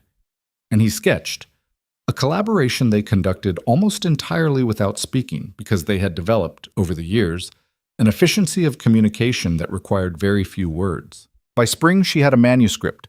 She did not know what to do with it. It was not a book in any formal sense. It was a working document, something between a manual and a journal, written for someone who needed to do what she did without having had the particular combination of circumstances and stubbornness that had produced her. She sent a copy to Silas Dodd in Harlan with a letter asking if he knew anyone who might have an opinion on it. He sent it to a physician acquaintance in the territorial capital. The physician acquaintance sent back 3 pages of corrections and 1 line at the bottom. This is rough and unconventional, and whoever wrote it is not formally trained, but the carbolic protocols alone are worth publishing. Where did she learn Lister's methods? From a borrowed journal, Eliza wrote back, and from watching what happened when I used them versus when I didn't. A correspondence began that lasted 2 years and was, she would later say, the closest thing to formal medical education she ever received, not because the physician told her what to do, but because he argued with her about it, challenged her conclusions, demanded she support her methods with evidence rather than outcome alone, and occasionally conceded that her field observations had produced results his textbooks hadn't accounted for. His name was Dr. Emmett Crane. He was 63, recently widowed, and had spent 40 years watching frontier medicine fail the people it was supposed to serve because it was designed by men in cities for conditions that existed only in cities. He was not, he made clear, particularly interested in being her advocate. He was interested in the data. That was fine with her. She was interested in the data too. The 4th year on the mountain was the year she began to teach. It started with a woman named Dory Sykes, who arrived in March seeking treatment for her son, and stayed 2 weeks and spent most of those 2 weeks watching Eliza work with the focused, hungry attention of someone who has found the thing they've been looking for without knowing they were looking for it. Dory was 28, a widow, with the kind of practical intelligence that had been well served by a hard life. She learned fast, retained what she learned, and asked the kind of questions that revealed she'd already been thinking 3 steps ahead of where the conversation was. On her last day, she came to Eliza directly. I want to learn what you know, she said. Eliza looked at her. Why? Because where I live, Sorrel Creek, 2 days east, the nearest medicine is 4 days' ride. I've watched 3 people die of things that didn't have to kill them. She paused. I'm not afraid of hard work. I'm not afraid of blood. And I'm not going to stop asking until you say yes. Eliza thought about her mother, who had taught herself from a book in a house where nobody helped her. Can you read? She asked. Yes. Mathematics? Basic. You'll need better than basic. Then teach me that too. She stayed for 6 months. By the end, she could clean and suture a wound, identify the early signs of the respiratory illness that had swept the territory, manage a fever, splint a fracture, and recognize 6 conditions that required more than she could provide in the sense to say so. She left with a copy of Eliza's manuscript, a packet of herbs, a set of instruments Eliza had acquired through Silas Dodd's connections, and strict instructions to write down every case and send the records back. Dory wrote. The records came. They were meticulous, detailed, exactly the kind of documentation Eliza would have written herself. She sent for a second student.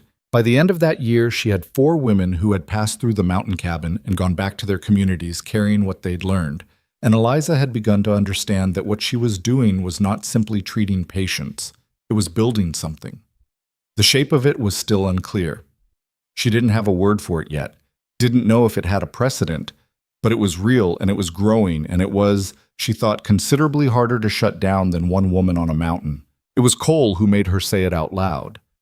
He came back from a supply run in Callaway one evening in November of the 4th year and sat down across from her at the table and looked at her with the particular expression he used when he'd been thinking about something for a while and had decided to bring it into the open. People in Callaway are calling it a school, he said. It's not a school. What is it then? She thought about it. It's an obligation, she said finally. I know something useful. If I keep it to myself, it dies when I die. If I pass it on, it doesn't. He nodded slowly. You're going to need more space. I know. The cabin's not... I know. He was quiet for a moment. There's a bigger place, he said. 2 miles north. Up the second ridge. Stone building, abandoned since Cutler's operation folded. It's got 3 rooms and a sound roof. He looked at the table. I checked it last month. She looked at him. You checked it last month, she said. I was up that way. You were specifically up that way. He said nothing, which was his version of confirmation. She leaned back in her chair and looked at him properly. At the face she'd learned over 4 years, the face that communicated almost nothing by design, but that she'd developed a fluency in regardless, the way you develop fluency in any language you're immersed in long enough. The slight tension at the corner of his mouth that meant he'd made a decision and was uncertain how it would land. The way he was looking at the table rather than at her, which meant the table was the safe direction. Cole, she said. Look at me. He looked at her. 4 years. 4 years of split wood and frozen mornings and patience on the table and the particular intimacy of 2 people who have stopped pretending the other one isn't there. She'd known for a long time what was underneath the arrangement, had known it the way you know weather before it arrives, not always able to name it exactly, but able to feel the pressure changing. Thank you, she said, for the building, for checking, for the 4 years of everything she didn't say. He held her look for a moment, then, the roof will need work before winter. I'll handle the roof. You'll handle... I can handle a roof, Cole. Something moved at the edge of his mouth. I know, he said. They moved the operation to the stone building the following spring. It was everything the cabin hadn't been. Large enough to accommodate multiple patients, with a room for teaching separate from the treatment space, a storage area that could hold the growing inventory of supplies, and windows on the south face that let in actual light, which she hadn't realized how much she'd missed until it was there. Cole built a second structure adjacent, a proper woodshed with covered storage for the instruments and medicines that needed to be kept dry. He did this over the course of 2 weeks in April without being asked, working with the same methodical quiet he brought to everything, and she watched him sometimes from the window and felt something she had mostly stopped trying to name. He slept in the old cabin still. The arrangement did not change in its official architecture, even as both of them understood that something had shifted in the unofficial one. She didn't push it. She had learned, from the mountain itself, that some things came at their own pace and didn't arrive any faster for being hurried. The 5th year was when Harlan Harrow came to the mountain alone. She didn't know he was coming. He arrived on a Tuesday in June on a horse that looked like it had been ridden hard and not well cared for, and when she saw him on the trail, she felt the familiar cold contraction in her chest.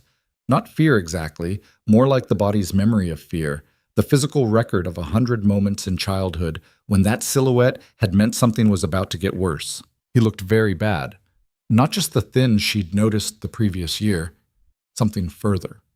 His face had the collapsed, yellowish quality of a liver that had been asked to process too much for too long and was beginning to decline the request. She came out to meet him. He dismounted slowly. He stood in front of her, hat in his hands, and she was struck by how much smaller he seemed than the man of her childhood. She understood intellectually that this was partly the perspective of time. She was not 12 years old anymore. But it was also genuinely physical. He had gotten smaller, worn down to something narrower. I'm not well, he said. I can see that. I need... He stopped. He looked at his hat. I've been told I need to stop drinking or I'll be dead by winter. Who told you that? Sawbones in Black Creek. New man. Young. He paused. I think he's probably right. She looked at him steadily. The sun was in her eyes, or she would have looked at him steadily. She had to shade her face with her hand, which ruined the effect somewhat. Come inside, she said. She examined him thoroughly, which was both clinical and strange.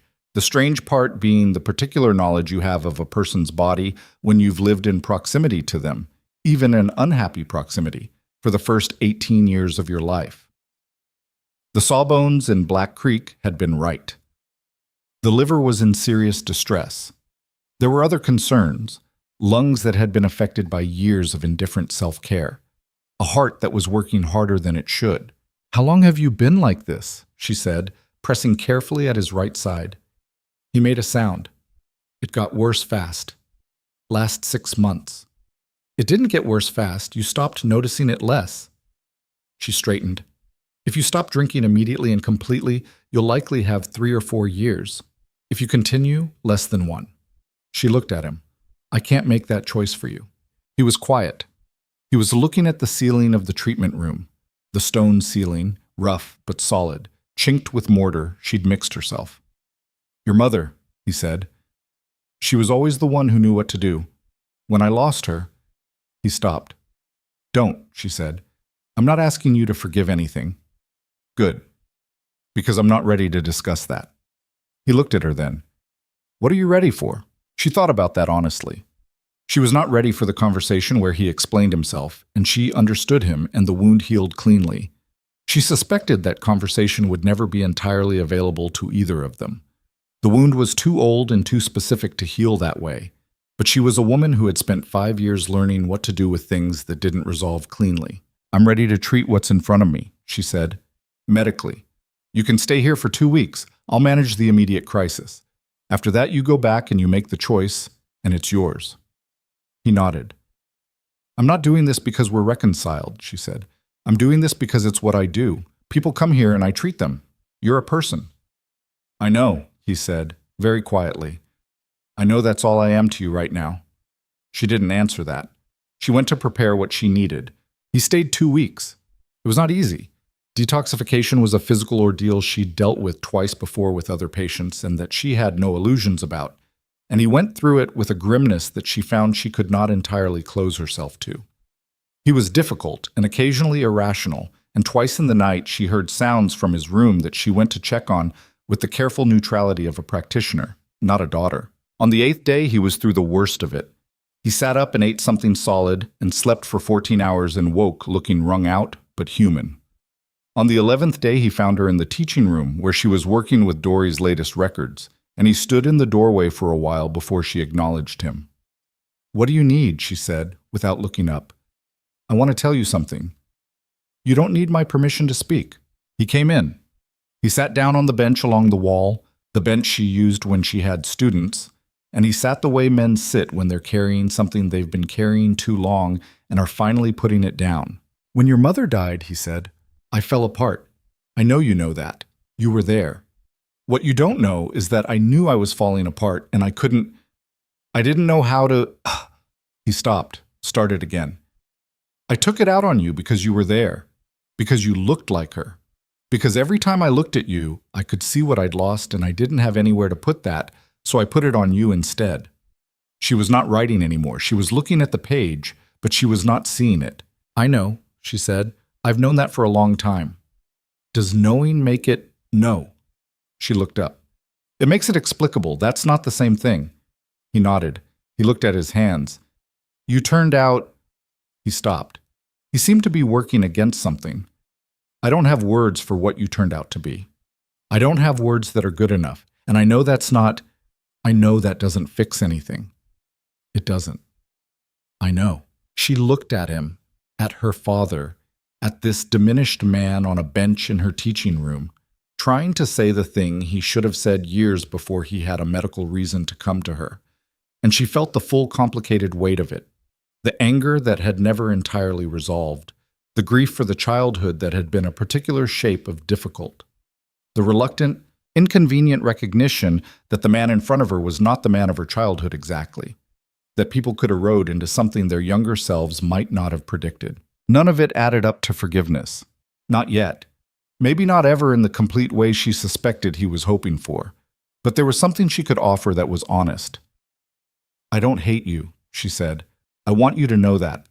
Not because you deserve it, but because I don't have room for it. Hate takes up space I need for other things. He looked at her. If you stop drinking, she said, and you mean it, and you want to write to me, I'll read the letters. That's what I have right now. He was quiet for a long moment. That's more than I expected, he said. Don't make it less than it is, she said. It's not absolution, it's a door. Whether you walk through it depends entirely on what you do next. He left on the 12th day, a day earlier than she'd said, which she understood. He needed to leave while he still had the nerve to do what he'd said he'd do, while the clarity of the last 2 weeks was still solid under his feet. She gave him the instructions for managing the weeks ahead, the physical process of sustained recovery, what to watch for. At the door he turned. "I'm proud of you," he said.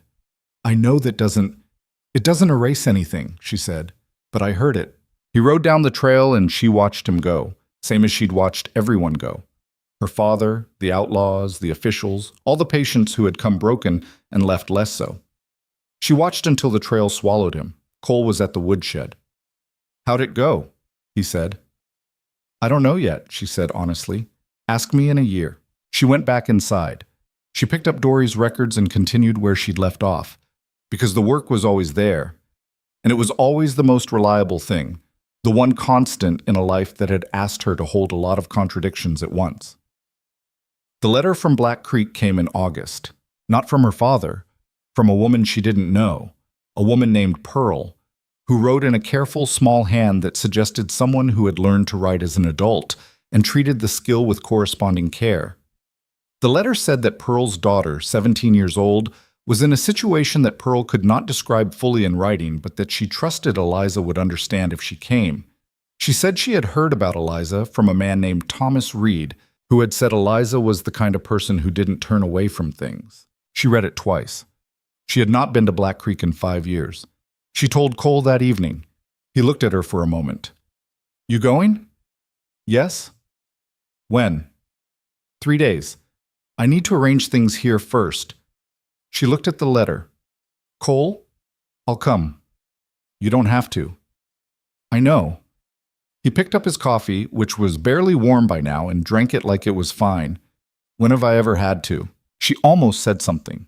She let the almost hang in the air for a moment, in the way that unsaid things sometimes say more than said ones, and then she folded the letter and went to arrange what needed arranging. They rode into Black Creek on a Thursday morning in late August, 5 years and 2 months after she had walked out of it in the dark. It was not dramatic. The town looked the same except smaller, which was the standard effect of returning to a place you'd left. The proportions of the past always being somewhat inflated. The Silver Spur Saloon was still there, its sign more weathered. Several of the other storefronts were boarded. The street was muddy and quiet in the way of a place that had been losing energy for years. She rode straight through without looking for reactions. People saw her. She was aware of that in her peripheral vision.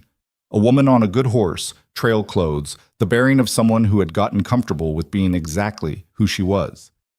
She was aware of people stopping. She didn't stop. Pearl's house was on the south end of town, a small clapboard place with a garden that was being managed by someone who cared about it. Pearl herself was perhaps 45, a solidly built woman with the face of someone who had been worried for a long time about a specific thing and had gotten used to the weight of it. She came to the door before Eliza had dismounted. "You came," Pearl said. "I said I would." She hadn't, in the letter, but it seemed like the right thing to say. Inside, the situation resolved from vague to specific with the clarity of things that are only subtle until you're close enough to see them. Pearl's daughter, her name was Iris, she was 17, she had her mother's build and her own particular quality of stillness, the kind that young women develop when they've learned that stillness is the safest option, was sitting at the kitchen table, and the situation was one that Eliza recognized because she had lived near the edges of it, and because she'd grown up in the shadow of a man who produced it. Iris had been promised to a man in town. She did not want to go. The man was 20 years her senior and had a reputation that Pearl described in careful, oblique terms that amounted to, he was the kind of man who hurt the people he was supposed to protect. And he did it in ways that were private and deniable. And the town had decided collectively and without formally deciding to look somewhere else. "There's no one to go to," Pearl said. "The officials say it's a family matter.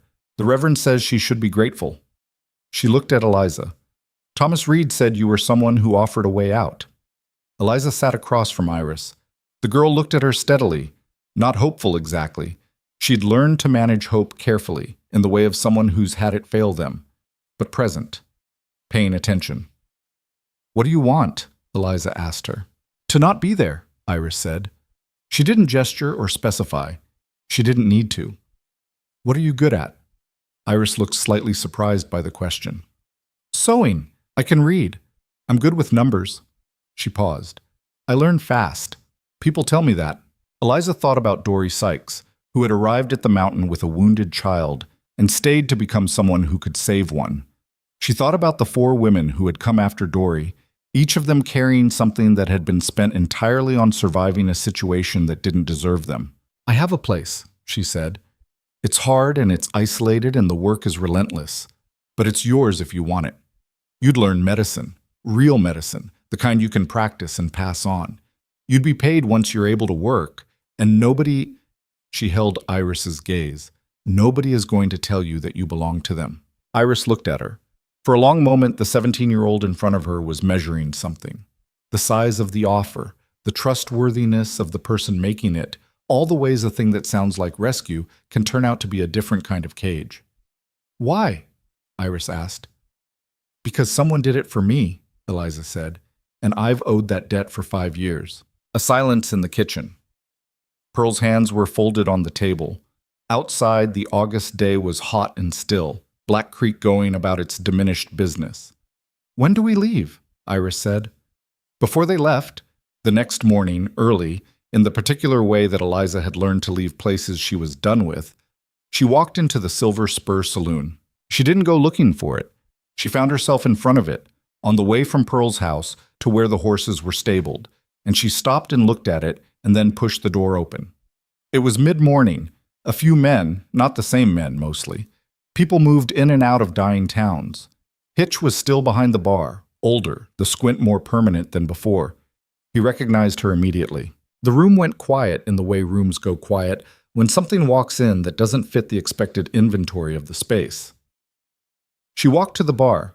She ordered a coffee, which Hitch produced from a pot that had been sitting too long, but she drank it anyway. She turned around with it and leaned against the bar and looked at the room. There were perhaps 7 men in it. Some of them she recognized in the vague way you recognize people from a past life, context collapsed by time. None of them were Redbeard. She didn't know where he was now. She found she didn't particularly care. Nobody spoke. She was aware of the quality of the silence, different from 5 years ago. Then it had been the lazy silence of people deciding whether to be entertained by her. This was something else, something cautious. One of the men at the back, older, gray-bearded, a face she didn't recognize, cleared his throat. "You're the mountain healer," he said. "Not a question." "Yes," she said. "Heard about you. Heard what you did in the epidemic." He nodded slowly. "My brother-in-law. You treated him. 2 winters back. Gideon Walsh." She looked at him. Gideon Walsh. The first patient, the infected wound, the man who had started the story moving. "He healed well. He's fine. Working his claim over in Marrow Valley." The man paused. "He talks about you. Says you're the reason he still has 2 legs." She held the coffee cup in both hands. The room was very quiet. "I treated him," she said. "He did the rest." Another silence. Then another man, younger, said, "Is it true you took on the territorial office?" "They sent letters. I kept working." This produced something she hadn't expected. A small sound from several men, not quite laughter, more like the exhale of people who find something satisfying that they hadn't articulated wanting. Hitch refilled her coffee without being asked. She drank it. She looked at the room, at the saloon that had been the site of one of the worst afternoons of her life, and which was now just a room. Weathered boards, a few men, the smell of sawdust and old smoke, a place she had made larger than it was in her memory, because that is what places do when they hurt you. They expand to fill the space that the hurt takes up. She set the cup on the bar. "Thank you," she said to Hitch. He nodded. She walked out. Cole was waiting with the horses. Iris was beside him, her bag tied to the saddle of the spare horse, her face set in the forward-looking expression of someone who is committed to a direction and is not going to look back. Cole glanced at Eliza as she mounted. He didn't ask. He'd been inside that saloon once too, 5 years ago, and he understood something about the significance of a return. "Ready?" he said. She looked one time down the length of Black Creek's main street, the boarded storefronts, the Silver Spur, its sign faded. The town that had told her in every available language that she was not worth the space she took up. She looked at it for exactly as long as she needed to. "Yes," she said. They rode north. Behind them, the town grew smaller and then was gone around a bend in the trail, and the mountain began to appear ahead, the Blackthorn Ridge visible in the clear August air, higher and steadier than anything in the valley below. Iris rode between them, not speaking, watching the country change as the trail climbed. At one point she looked at Eliza and said, "What was it like? The first time you made that ride?" Eliza thought about the dark pre-dawn, the frozen mud, her father asleep in his chair, the stars above Black Creek, and the decision that had already been made before she fully understood she was making it. "Cold," she said. Iris almost smiled. The mountain received them the way it always did, without ceremony, without softness, with the indifferent and absolute honesty of a place that did not care about your history, only your willingness to be present in it. That, Eliza had decided long ago, was the best you could ask of any place. The stone building came into view on the second ridge as the afternoon light moved long across the slope, and she felt the same thing she always felt coming back to it. Not quite what she'd call home, because home had never been an uncomplicated word for her, but something in that direction. Something with weight and warmth and the knowledge that the work was there, waiting, which was a different kind of welcome than she'd once imagined wanting, but was the kind that fit her. "That's it," she said. Iris looked at the building, at the mountains around it, at the long view south toward the valley they'd left. "It's far from everything," she said. "Yes," Eliza said. "Good," said Iris. And they rode the rest of the way in the quiet of three people who had each, in their own time and by their own routes, decided that far from everything was exactly close enough. Iris turned out to be the best student Eliza ever taught, which was both a satisfaction and occasionally an irritation, because the best students are rarely the easiest ones. She learned fast. That part had been true, as advertised. But she also argued, which Eliza had not anticipated, and which Cole found quietly entertaining in the way he found most things that involved other people's friction. Iris would read a passage in the manuscript or watch a procedure, and then come back with a question that was really a challenge wearing a question's clothing, and Eliza would have to decide in real time whether the challenge was wrong or whether she was. Sometimes she was wrong. She admitted it when she was. This, more than anything, seemed to be what earned Iris's genuine respect. Not the knowledge, not the years, but the willingness to say I was incorrect about this, and here's what I understand now. "Most people who know things don't do that," Iris said one evening in October of the girls' first year, the two of them working by lamplight through a case that had been bothering Eliza for 2 weeks. A man with abdominal pain she couldn't fully account for. "They act like admitting a mistake makes everything else they know worth less." "It's the opposite," Eliza said. "If you can't identify when you're wrong, nobody can trust you when you're right." Iris thought about this. "My father was like that," she said. "Couldn't ever be wrong." "A lot of men are like that. Women too." "Yes," Eliza said. "Women too.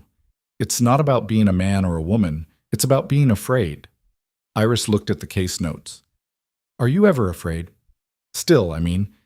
Now that you know what you know." Eliza was quiet for a moment. The lamp flickered. A draft from somewhere in the stonework she'd never fully located. "Every complicated case," she said, "every surgery, every time someone brings me something I haven't seen before." She turned a page. "The fear doesn't go away. You just get better at working alongside it." Iris absorbed this with the careful attention of someone filing it for future use, which was, Eliza thought, the correct response. Some things you can't learn until you need them, but you can store them in advance. The letters from her father arrived in November, then in December, then in February of the following year. They were not long letters, and they were not eloquent ones. Harlan Harrow had never been a man of written words, and the letters had the quality of someone translating thoughts that lived in one language into another they'd learned late.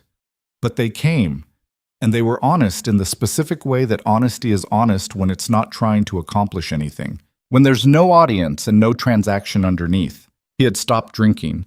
The November letter said this with the brevity of a man who understood that stating it once was enough and that elaborating would be a performance.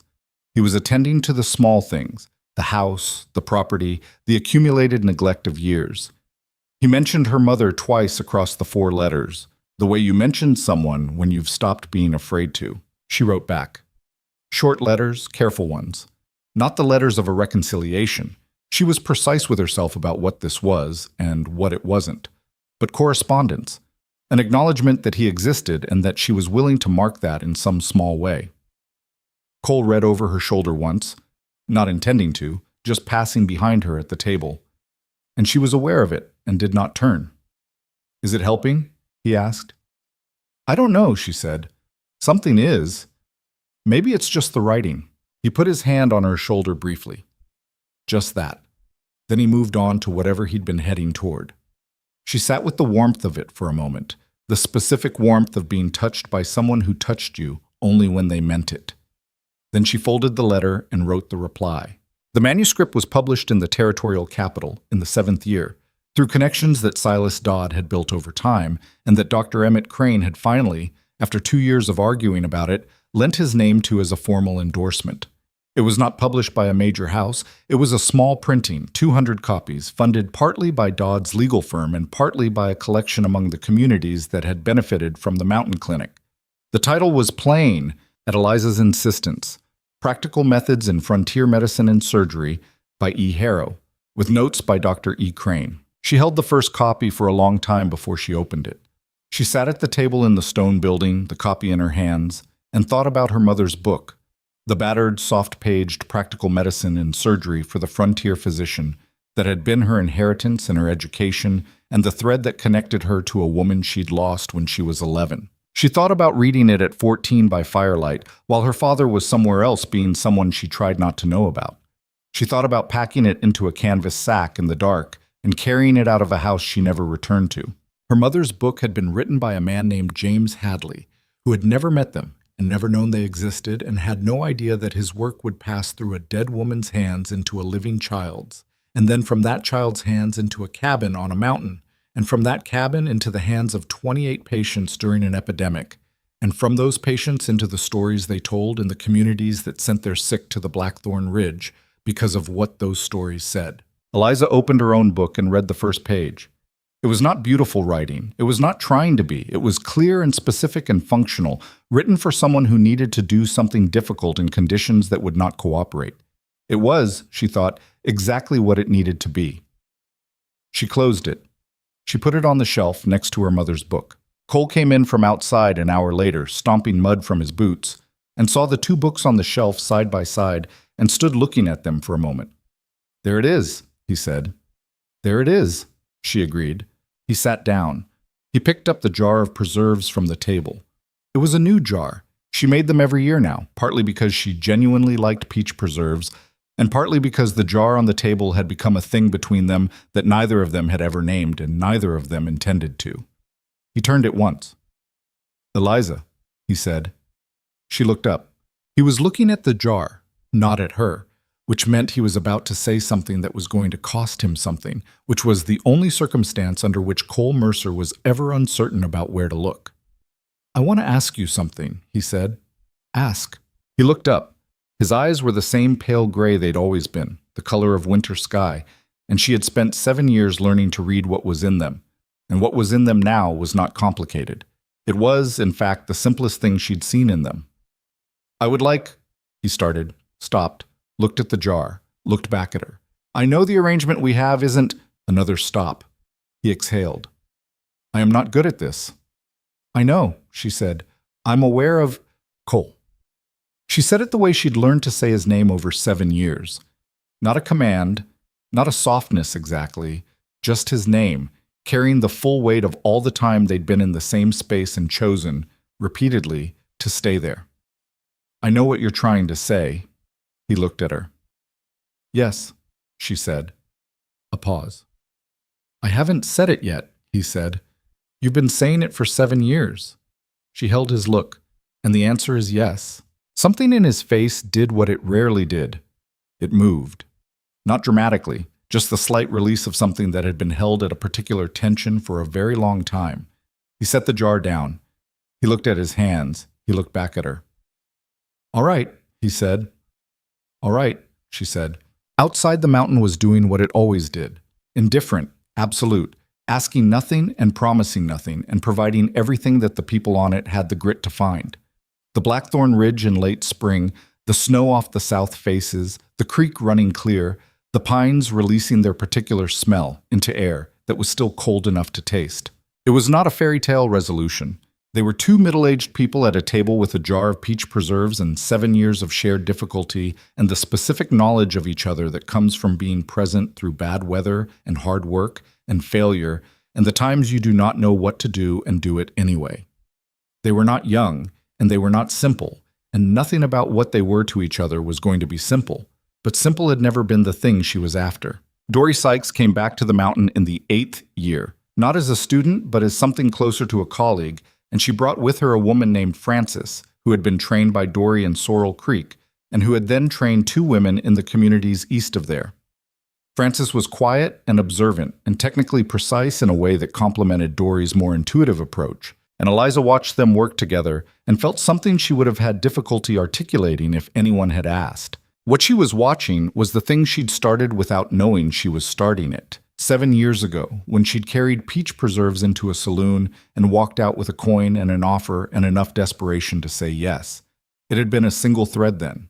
Now she could see, when she stood back far enough to see it, that the thread had become a weave. Dory in Sorrel Creek, Frances in the eastern communities, Iris here, who would eventually take over the stone building when the time came, and who would teach the next 5 and the 5 after that. The manuscript in 200 libraries, frontier clinics, and saddlebags across the territory. The thing she'd made was not a monument. It was more like a root system, invisible mostly, underground, connected in ways that the surface didn't reveal, drawing from a common source and feeding out in every direction. You could cut down one tree and the root system continued. You could try to map it and find it was already somewhere you hadn't expected. It would outlive her.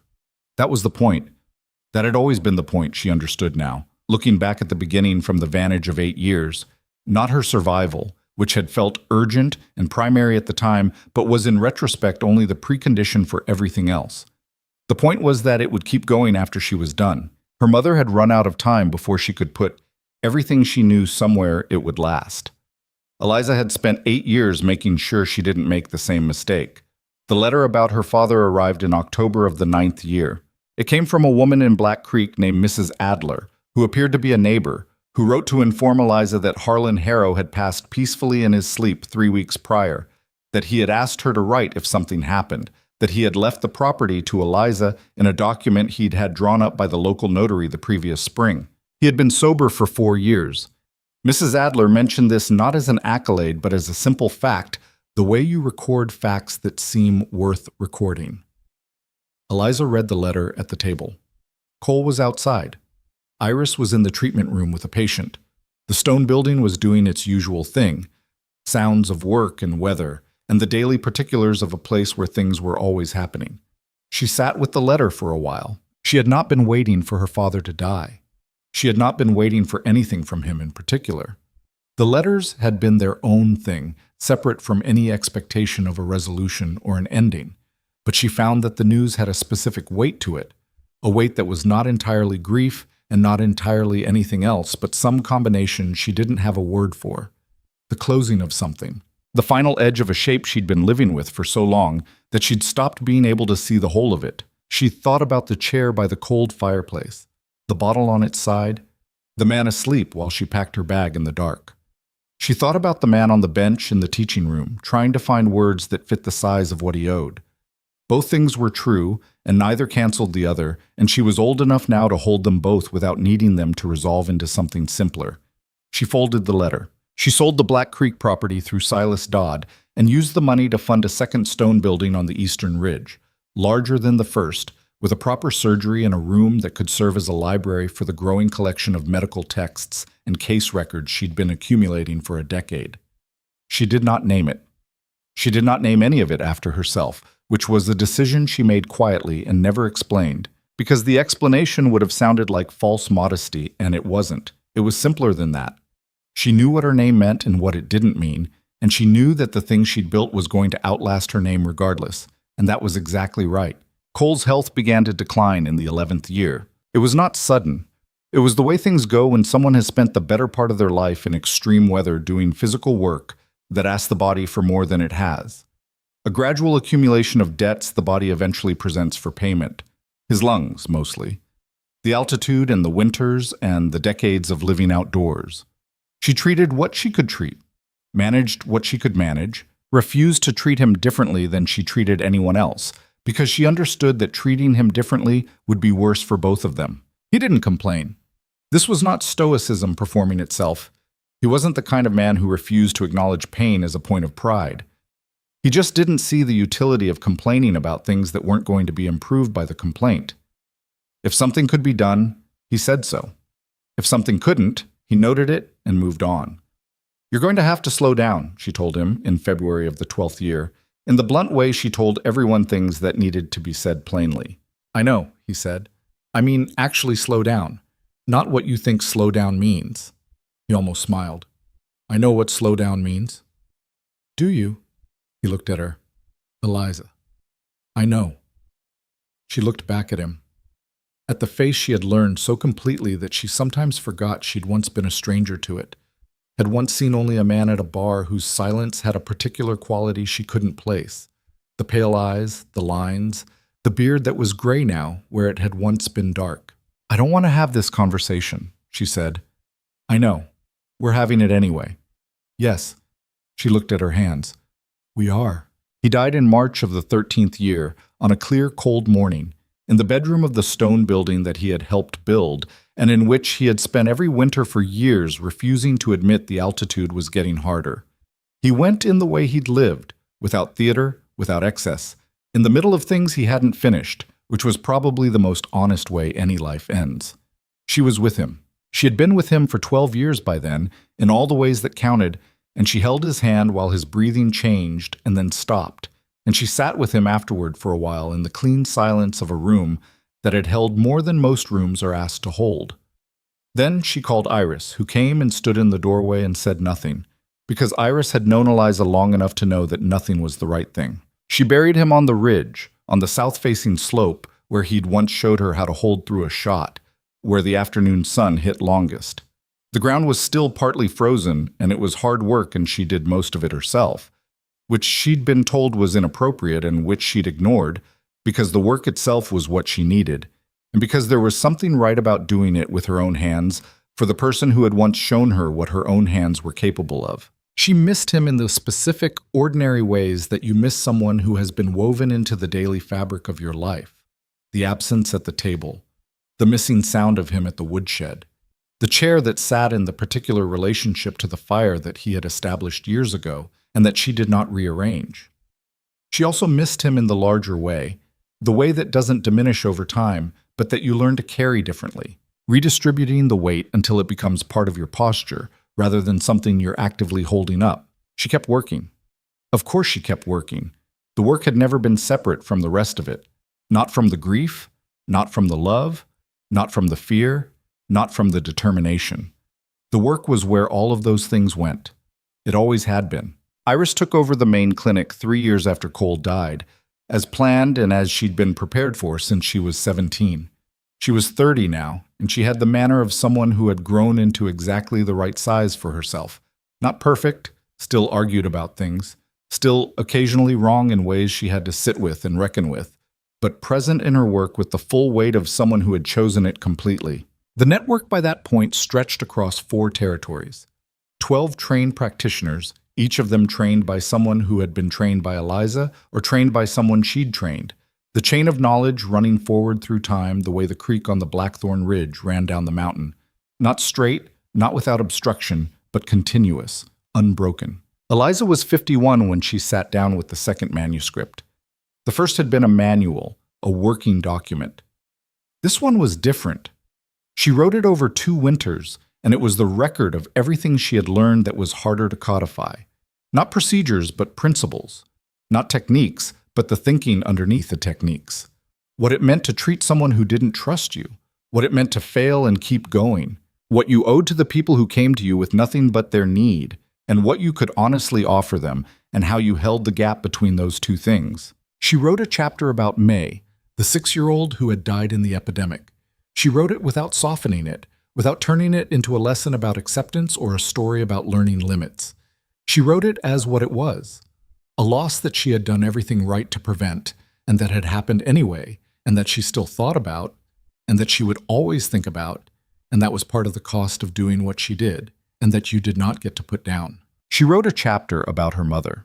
She wrote a chapter about peach preserves that was ostensibly about the relationship between small acts and large consequences. But that was also, she knew, about a specific morning and a specific jar, and the look on a man's face when he turned around on a bar stool and asked a question that changed two lives. She did not write a chapter about Cole. She tried twice, and both times it came out wrong, too small for what it was, or trying too hard to be the right size and landing on the wrong side of that. She left it out. Some things were not for the manuscript.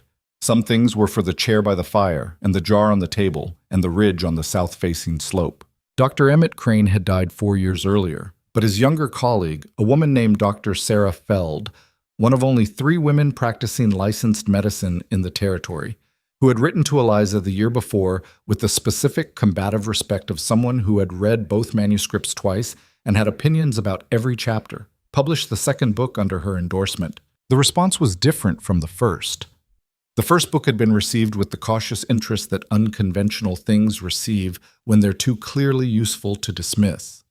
The second was received as what it was, a document of practical philosophy, a working theory of medicine that was also, unavoidably, a working theory of what it meant to be a human being doing something difficult in the world. Dr. Feld wrote to her when the reviews came back. "They're calling you a pioneer. You should know that they mean it as a compliment and that it is also their way of putting you in a category they don't have to deal with directly. Don't let them." Eliza wrote back, "I never have." She lived on the mountain until she was 63, which was a longer life than she'd expected and shorter than she would have chosen, though she understood by then that that was universally true. Nobody ever felt they had quite enough time for the things they'd decided mattered. In the last years, she trained less and consulted more.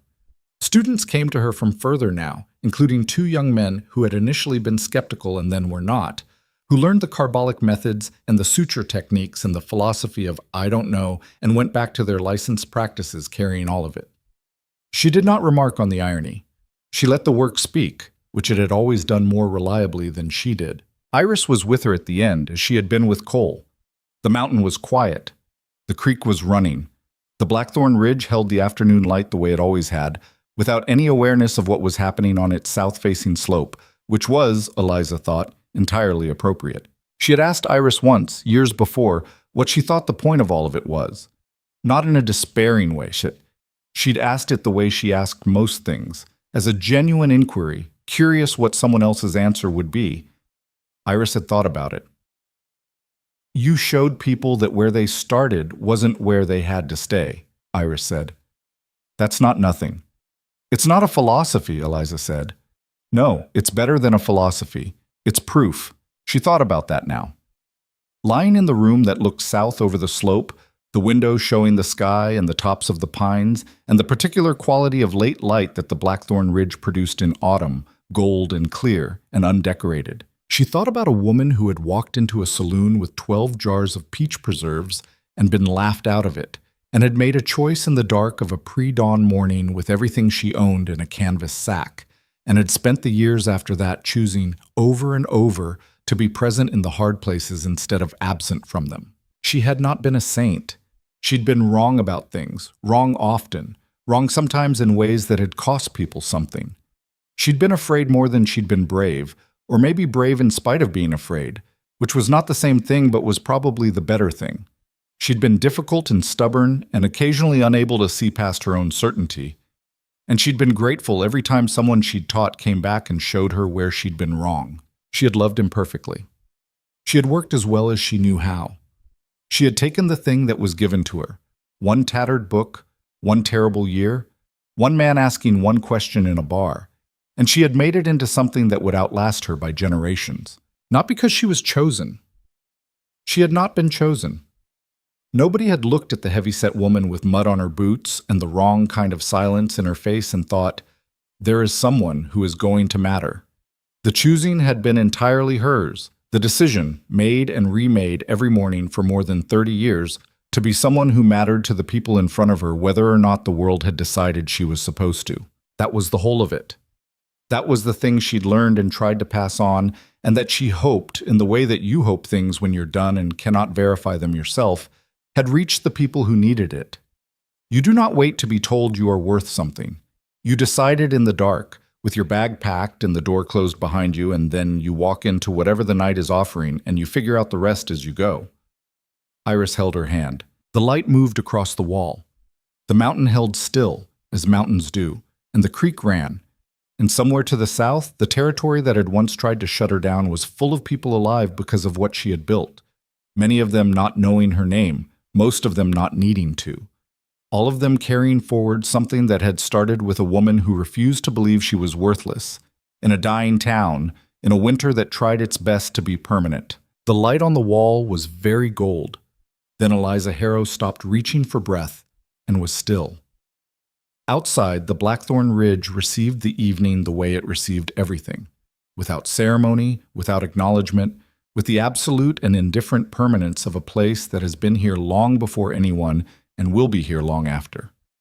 The creek kept running, the pines held their ground, and in 12 places across 4 territories, in the hands of people who had learned from people who had learned from people who had learned from her, the work continued, quiet, stubborn, relentless as a root system in dark ground, pushing forward not because anyone had asked it to, but because that was simply what it did. Some things, once started, don't know how to stop. The best things never do.